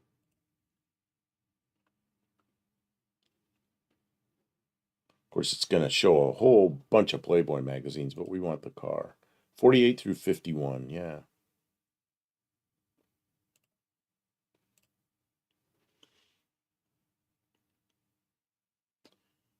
It's not it's like the that blue one, the light blue one, and like the orange or red or whatever that is. That was the car called a Playboy, and they made some, but I don't know how many. I don't know the whole history of that company. I've read it like many years ago. There'll be. Yeah, and Lester Lasabre, Mr. LeSabre says there's a Jordan Playboy car in the 20s. Hey Lester, when are you supposed to get your car, or did you get it? Curious. Wonder when you're getting it. Jack stands in Cinder Blocks wants to know, should he race an 83 C10 or an 89 Toyota Supra? Oh, I don't know. They both sound it. That's the one thing I like about drag racing. For like sprint car racing, you got to have a expensive sprint car that's competitive with all the sprint cars. And same thing with NASCAR type stuff or Formula cars. But drag racing, you race what you got, and you end up racing somebody that's similar. You don't have to go up against the fastest car. Like Kim and I will probably race my 6-cylinder against her 6-cylinder, and there's be some other 6-cylinder cars out there, ones that aren't super fast. We race each other, and it's fun. So it doesn't matter what you bring. Well, so I have some thoughts because I don't feel strongly one way or the other. Are they both able to pass tech? Oh, Do you yeah, know that's the a big tech? thing. Yeah, And are they both able? Because there's some things that are, there's some peculiarities. Will they both make the trip? isn't that what John's having? John Wilburn on Friday, I think, is having. Can't think of the man's name. He's having the tech. The tech, the tech guy, The tech guy. Okay. and that would be really good. But Yeah, but NHR is pretty formal. the Yeah, other thing is HR is there is anybody that you want to make a call out with, right? So if you want to make a call out, then you do a matchup. Or is there a class that you'll fit into? Because those kinds of things help determine. But I don't know. They both sound cool. Yeah, Deke, that's his name. Yeah, so 38 probably gets some points for that. For us, it's a matter of like, if we pick a car, then we focus to try and get it together. HRA has a couple of classes, but you don't have to race in the class. You could just like call outs and you don't have to be in one of those classes. No, but if you can be in a class, it's kind of entertaining to be Yeah, able it to is. do that part of it as It well. is, but when I go out there with my Zephyr, I'm not in any class. I'm just gonna go down the drag strip and you and I'll race, and that'll be kind of fun. Notice the text on the Playboy car name looks like, yeah, I saw that. They made it, yeah, somebody put that up in Pinterest, made it look like the magazine. That's pretty silly, isn't it? Some way to get attention, huh?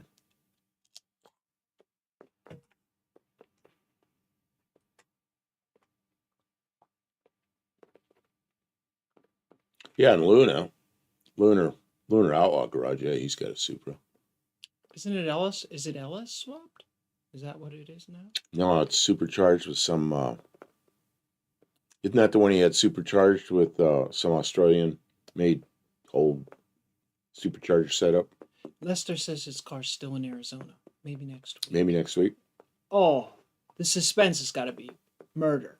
I know you can't wait to get your car.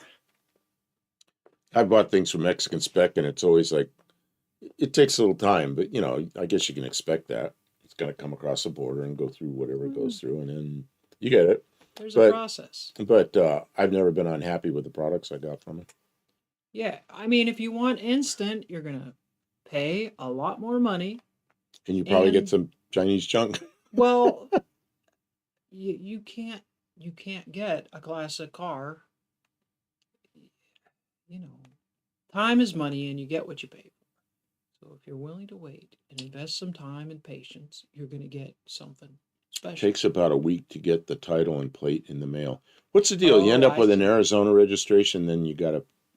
Is that what happens? I don't even know how this works. I just know they know how to make it happen, so let it happen. I'd like to talk about where we're at with your car because it's back in the shop. Oh, I thought you were like tired of work, tired of talking about my car. Well, that was 2 hours ago. That was 2 hours ago? Okay. Do you have a picture of your car? Anywhere? No.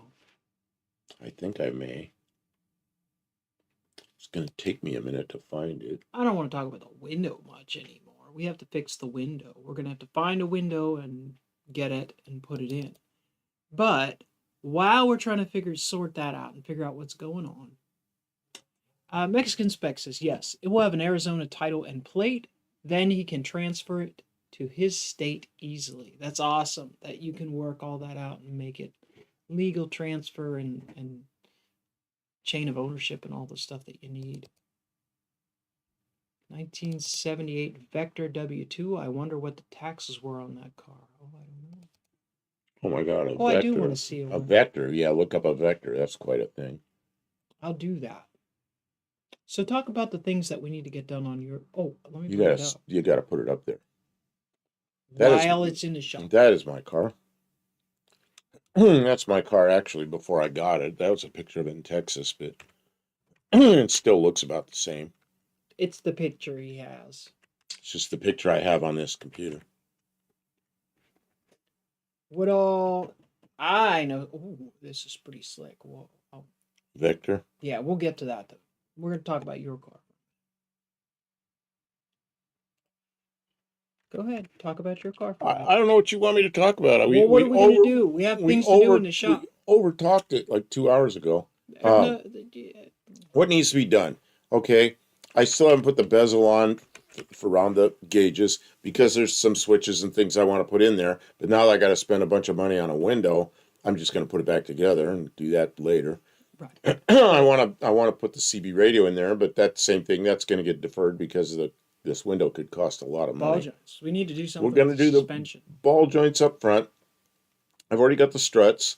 Up at the top of the struts, there's some rubber bushings. I got those rubber bushings, so we're going to rebuild the front end. I don't think that's the stuff that's causing you the problem, though. No, but I've got them, and we'll have it all apart. We'll put the new parts in. He said blow apart the door panel. Yeah, that's the first thing we're going to do is take that door apart, figure out what happened, and vacuum all the glass out of the inside of the door. Yeah, I got to figure out what happened. Let's see, what else? What else was okay? The front end getting rebuilt. Oh, probably some tie rod ends. The front end there's something clunking around up there. You know that's not right. What else say I need to do? Stray bullet says CB radio. Yeah. Oh, I don't have the pictures of that thing. Where's my pictures? And we need to put an exhaust manifold on it. Oh, the exhaust manifold gasket leaks. So it sounds like it has a lifter bad. It goes tick, tick, tick, tick, tick, but you put your hand out. It stops when you let off on the gas, and you give it a lot of gas, You put your hand down there, you can feel the exhaust leaking out. It gets hot right there. So, and I've got a gasket for it, so we got to pull the exhaust manifold. Oh, I don't know what pictures I have here. Here they are. That's not a good picture. BNR Racing says a friend had a 77 RX-7. I don't know if anybody can see it, but that's really terrible. Yeah, I can't see that. There's a CB antenna on the back of the car now. Right now I got a fire stick back there, but I don't know what I'll have eventually. It's just I have it. And then I bought a radio from... I bought a sideband radio from Boat Anchor, who comes in here. He rebuilds old CB radios. So I bought that from him. And I'm going to build some kind of a thing so it'll mount in there nicely. It won't just look like crap.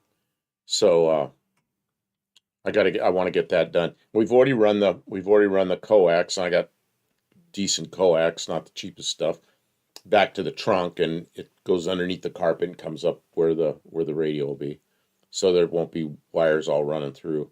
And that's why I want to put a couple of breakers on that bezel, circuit breakers, because I'm going to run a hot lead right from the battery up to the and I've got a breaker where it comes off the battery. The hot lead will be have a breaker up there, a big hefty breaker. So if the big cable ever shorts, it'll pop the breaker and won't burn the car down. And then so he's big on breakers. I don't like fuses. I hate fuses. So I never have no problems with fuses. You never have problems with fuses. Every time I have a fuse pop, it's at night, in the rain, in the mud, and there I am kneeling on the mud underneath the dashboard or worse. Fuses. It just pissed me off, He has this thing in his mind. And a breaker, Bizzell. you just reset it. And then if it pops again, you got a problem, and then you find the problem and you reset the breaker again. It's easy. One moment about the breakers. Easy. Mofo Driver, I gave you an email address if you want to send pictures. I don't know how much longer we're going to be going, but we try and look them up. What's this? Mofo Driver asked, where does one send photos? Oh, and you put the email address is buttocampo@gmail.com. So there's a link there, and we Okay, did I've got to pictures. go. I've got to go to my email then and see Well, what he may comes or up. may not have sent. Oh, Buddy Carfano sent some type of link to a. Car window. What's this? Oh yeah, that's kind of funny. Oh, throw it up. I'll show it. Throw 'Cause it it's up. funny. Did you It's say throw funny. up on here? Yes, bark that sucker out right on here. What's it say? Golden toast. Perfect. Jeez. Bruce Woodhouse sent something. That's just fixed. In the dark and the rain. Okay, let's see here. Uphill both ways, in the snow, barefoot. Every time he has to fuse. Buddy Carafano has this. Looking for a fuse you don't have. I have run into that though, Mike. Buddy Carafano says it's a truck, but he likes the hood better. I don't know. I like Ari's those big pods on it. I don't know why I like them. These are okay too, but I like those big hoods with the pods on them. Lester LeSabre and Olive are conspiring for us to buy a parts car so that we can share parts. But Lester knows, he said, except we probably end up needing the same part. Yeah, that's what ends up. That's why people end up with like a row of parts cars, because every time they need a part, the cars that they already have don't have it, so they have to buy another whole car and park it in the row so they can take off. Man, what are we looking at airplanes, huh? Well, Inspector Whoa, that's Bruce, an airplane. Inspector Bruce sent this in. It's That's a an Playboy F4. airplane. And Inspector Bruce worked on F4s and B-52s and SR-71s and U-2s. So he's done a lot of stuff with airplanes and cars. So, yeah. How far is the drive for you guys from No Name Nationals? It takes us about 3 hours, 3.5 hours, something like that. And we never did do the Celica and the Vector. Ari says there's no Ford or Lincoln equivalent. There's no Lincoln. There's a Ford Futura coupe and the Mercury Zephyr Z7 coupe. That's the only ones that fit. they're out there. Just when you look at the age of the car, they're a little niche, right? And there's probably a bunch of them parked in the weeds somewhere, but they're not. Like we don't know where they are. They made them like 4 years or 5 years, maybe. Yeah. Like somebody has one in a tree row, but we don't know who they are right now.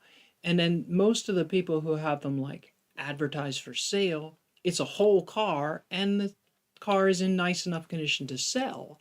So like they're not going to want to just sell the window out, because once you sell the window out of a car, it's kind of, very incomplete. So, and Bruce, what's the story on this one? They're hauling a F4 around on a trailer.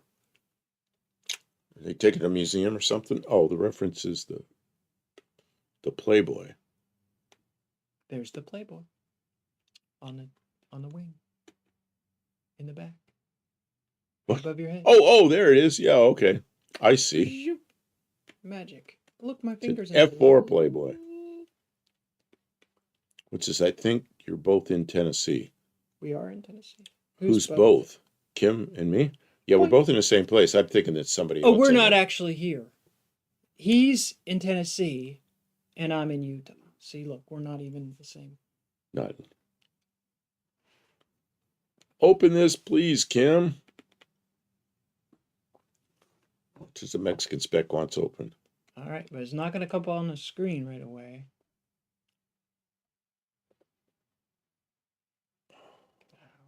See what happens when you click on it. I know that doesn't always work. But now we got ads coming in. Why doesn't it do that? Mm-hmm. Let me try.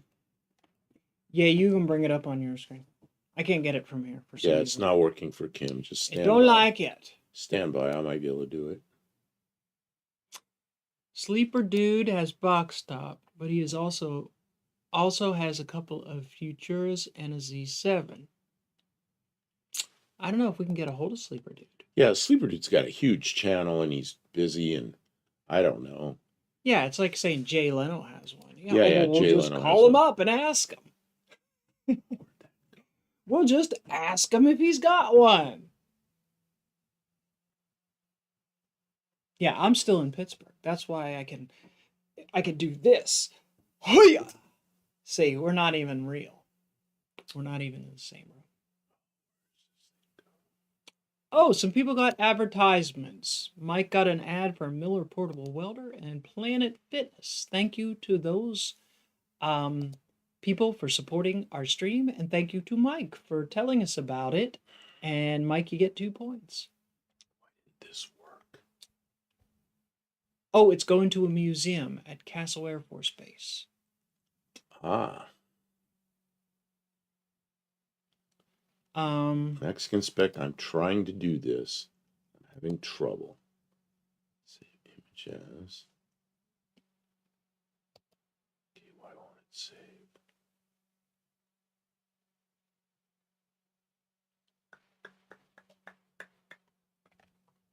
Let's see.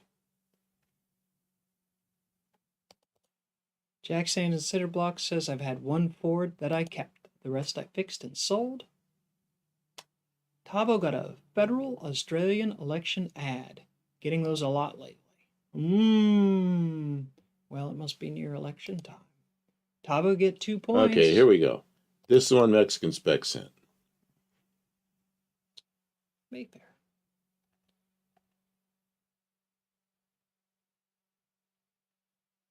Was that a 65? I don't know what it is. I don't know what year that is.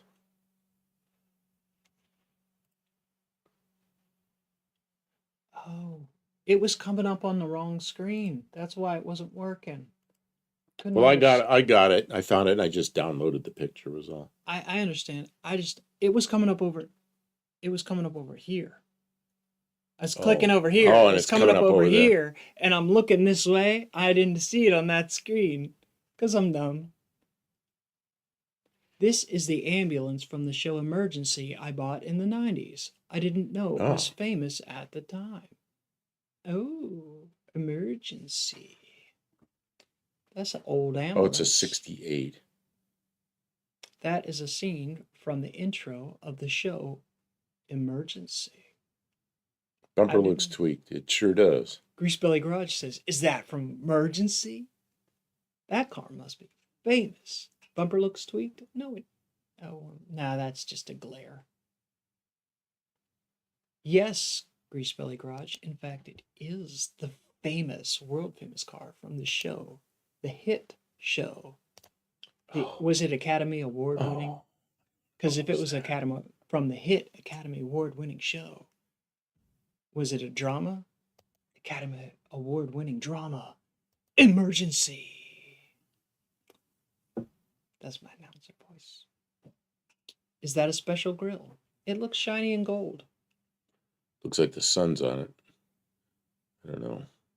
The front end was still pushed up like that. I had the engine rebuilt and drove it home to Vegas. That's an awesome You drove story. that thing from LA to Vegas. Sweet. Look at Did how you turn tall the sirens on and go bee-doo, bee-doo, Look at how tall the windshield is. They didn't use it in the show, just the intro. They used Ford van ambulances in the actual show. Yeah, they had those big Ford. So it's not really from the show. It's from the intro to the show, which is actually more iconic because it was they on show every it show. every show. Yeah.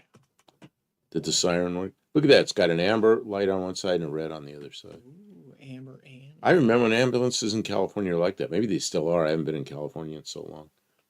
It would be an Emmy for a TV show, Kim. Thank you, Mexican Spec, because I don't know squat. What did I say? Academy Award? Yeah, I said Academy. And the Emmy-winning show. Emergency. Okay. I remember that show. It was the kind of things we saw in reruns every day in the 70s, Kim. See, I wouldn't have watched... right, in the 70s, I was too young to be watching that kind of drama. What was that doctor? The doctor on there. Everything they get. Start an IV, D5W. I remember that line. It's like, if that was his line. Every emergency. That's when I had to find out, what the hell is D5W? I had to look it up. Went to the library and looked it up. That's so people become familiar with what's happening in hospitals. So when it happens, they're not so afraid. Like it's familiar to them if they get in an emergency situation that this is what's going to happen. It's Sunday like night. pantomiming a little bit. It was a Sunday night. Well, I don't know what happens on Sunday nights. The power steering belt broke about 100 miles into the trip. Imagine turning that with no power steering. Yeah, it must have been fun. Just kind of guide it down the road like power steering by Armstrong. I'm seeing an Ecto 1 knockoff. I don't know. Is it? I don't know what Doctor, that looks like on the side. Doctor Brackett, Doctor Early, Doctor Brockett. Yeah, it must have been Brackett. That could have been him. I don't know. I remember there was Julie. There was the nurse, and there was, yeah, maybe his name was Brackett. And everything was like an extreme command. Start a no, I mean, no, like this. And you go in a real hospital where they're doing that, and they're talking like, yeah, just start a dog. Stick them in the thing. The siren had a bad bearing, so I didn't use it much.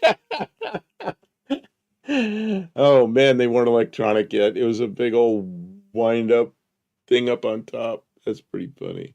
Yeah, I bracket. can't believe you guys know this stuff from. Well, it's just I remember because that was like a long time ago. I can't remember like somebody's name from yesterday, but I can remember. I couldn't remember Brackett's name. I'm still not sure that's right. Hammer down, Dixie. In real life, McCall? one of the doctors was David Cassidy, dad of John Cassidy. Huh. Grease Billy, send me a strip 10-4 ramp. Yeah, that's what it was. Siren was a growler. That is the best siren. All right. Man, I want one of those. What, a siren? Yeah, one of those old grinder sirens. We can put it in the house. Somebody gives a super chat, we'll turn it on. Sit here like this. Yeah, Marcus Welby, I remember that too. Marcus Welby, and then there's a young doctor that rode a motorcycle, and Marcus Welby's an old guy. Old guy is probably like 50. You know, I'm like 70 now. Ari, I had a cat that would whine like that late at night because it wanted out or in or fed or whatever. 3 in the morning. Oh my god, at 3 in the morning. How many of you live somewhere where there's a dog in the neighborhood that sings along with the sirens when there's fire or police or something going by and the dog starts singing with it? Yeah, there's that Vector. What's your Vector, Victor? You know what? You want to, I don't know. You do it when we're done here. But you know who Doug DeMuro is? Find the Doug DeMuro Vector. He went out and test drove one of those things, and it's one of his better videos. Dr. Joe Early was one of the older one. Kelly Brackett was the younger one. Oh, it could have been. Man, down there in Australia, they even know all about that. Yeah, see, they were... how'd you like that, watching all that stuff and driving on the wrong side of the road real fast with a siren on? Yeah. What do they use? What do they use in Australia for ambulance? They have vans, or do they have big old station wagons, or some weird vehicle we don't know about, or helicopters? I don't know. Dixie McCall was the RN. Yep. That's right.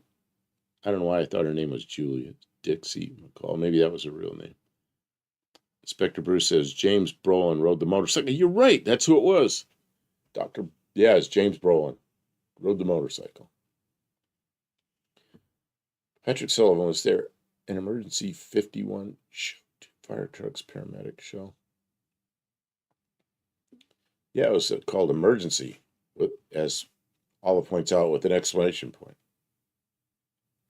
Buddy Carafano, Hogan's Heroes is another show I remember as a kid. Hogan's Hero was great. Dixie was Dr. Early's real wife, Julie London. Oh, that's why she was Julie, because that was her real name. Yeah, that's right. I remember that now. Daddy Doug reviewed Dustbuster van. Doug DeMuro.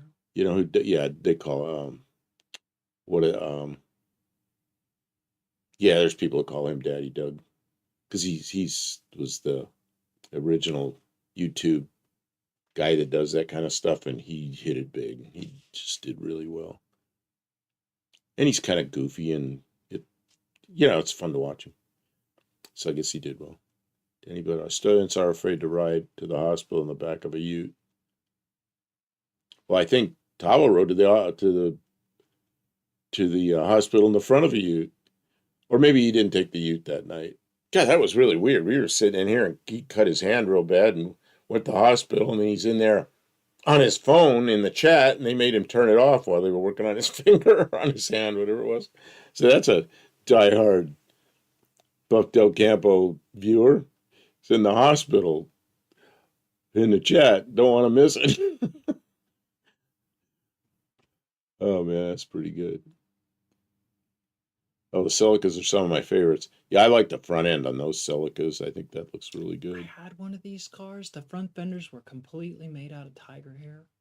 I mean, completely. They were Really? just coated in tiger hair. And it was black with green. Everything was spray painted like that really obnoxious green. And they had ripped off the toy and it just said Yoda on the back. Just said Yoda. Yoda on the back. And it looked a lot like that primered one over there. Like it was rough, you know. But I dreamed I was like 14. I had that car. I forgot about it. It's funny that logos like that, the letters break off and then it says something stupid. But yeah, it was like a dream to get that car to. I got it running, but then I burned up the starter because the key was really goopy, sticky, funny, and after when you let go of it, it stayed in the crank, and I didn't know that. So the car started and it ran with the starter spinning until it burned up the starter. So then I couldn't start it again. And the windshield was busted out. And I got a windshield and I put it in, but it was a mess. And then one time when I was busy doing something, my parents had it towed away because it was a piece of shit. And they didn't want it sitting in the backyard anymore. What was the car that? Well, the back of mine, very I took sad. That logo is gone now. Well, it's on the top of the toolbox. It says Merker. The Y is gone, so I'm not putting that on there anyway. And then UTG had that Jeep. What did it say? It used to say Jeep Cherokee, but it was all broken, so it said Eep. Oh, it said Eep Hero instead of Jeep Cherokee. Eep Hero. Grease Belly says, I saved an 84 Celica GT from the junkyard 10 years ago. It was going to get crushed, but it was nearly perfect. Why do these things happen? Why does it happen? You know what's weird is people demand $2,800 for a car. And it sits and sits and sits and sits. They won't sell it. They know it's worth money. They're going to fix it. They won't sell. And then it ends up in the it's pretty scrap soon it's yard. a pile of iron oxide and it's gone. They get a couple $100 for scrap for it, but they won't sell it to anybody. I don't understand that mentality. Like it's too valuable to sell until it's scrap because they're finally done. No one will pay me for it. You know, it's like if I can't have it, no one can. Like, just come on, sell it to somebody for a reasonable price so that somebody can work on it. Let's do a Sabre saw a Ford that said Dorf on the back. That was something I used to see when I was a little kid. Also, people had Edsels long before they were diesel cars used to change it around. So instead of saying Edsel, it said diesel, but it was spelled wrong. So up on the front of the toilet seat, it said diesel. Dorf. And then, John Cope has that Ford truck that he races that has a third gen Hemi in it. And on the where it says Ford across the tailgate, now it says Hemi across the tailgate. So it's a 66 Ford truck that says Hemi on the tailgate. That's a fast truck. 38 Racing says crushed in spite. Yeah, like damn it. I don't want anyone to have any of my treasures until after I'm dead. There is the sense I don't want to see anybody ruin it, or I don't want somebody else to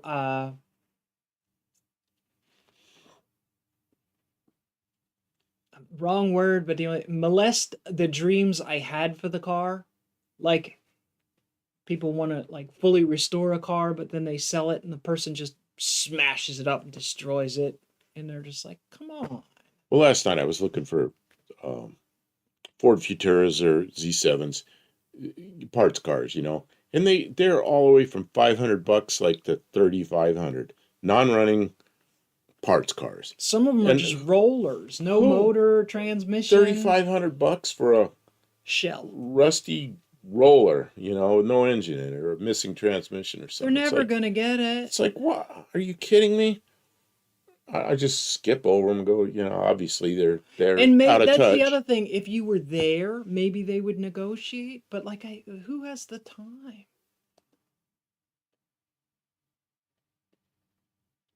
What was it about the Dustbuster van? Something up there, and I missed it. But I saw it, but then I didn't say anything. It was 38 Racing. I said something about a Dustbuster van. I had one. I had a Pontiac. I had the Pontiac that had it didn't go out to a point like the earlier ones that had the grill on it like a Grand Prix. I really liked that thing. But I don't know. I got rid of it. Something happened. Kim, that's why I still have a Cadillac.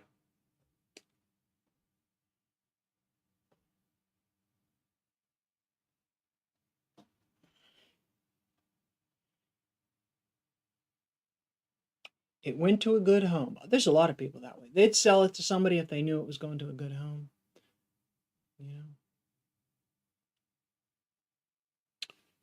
Well, Kim, we've been here 3.5 hours. Yeah, I'm feeling it, guys. This has been a really good stream. But It's been a good stream, but worn out. so Did we miss anything? So next week it is. Ari was here, and Mexican Spec. Thank you Yep. so much for your help Thank you. as moderator tonight.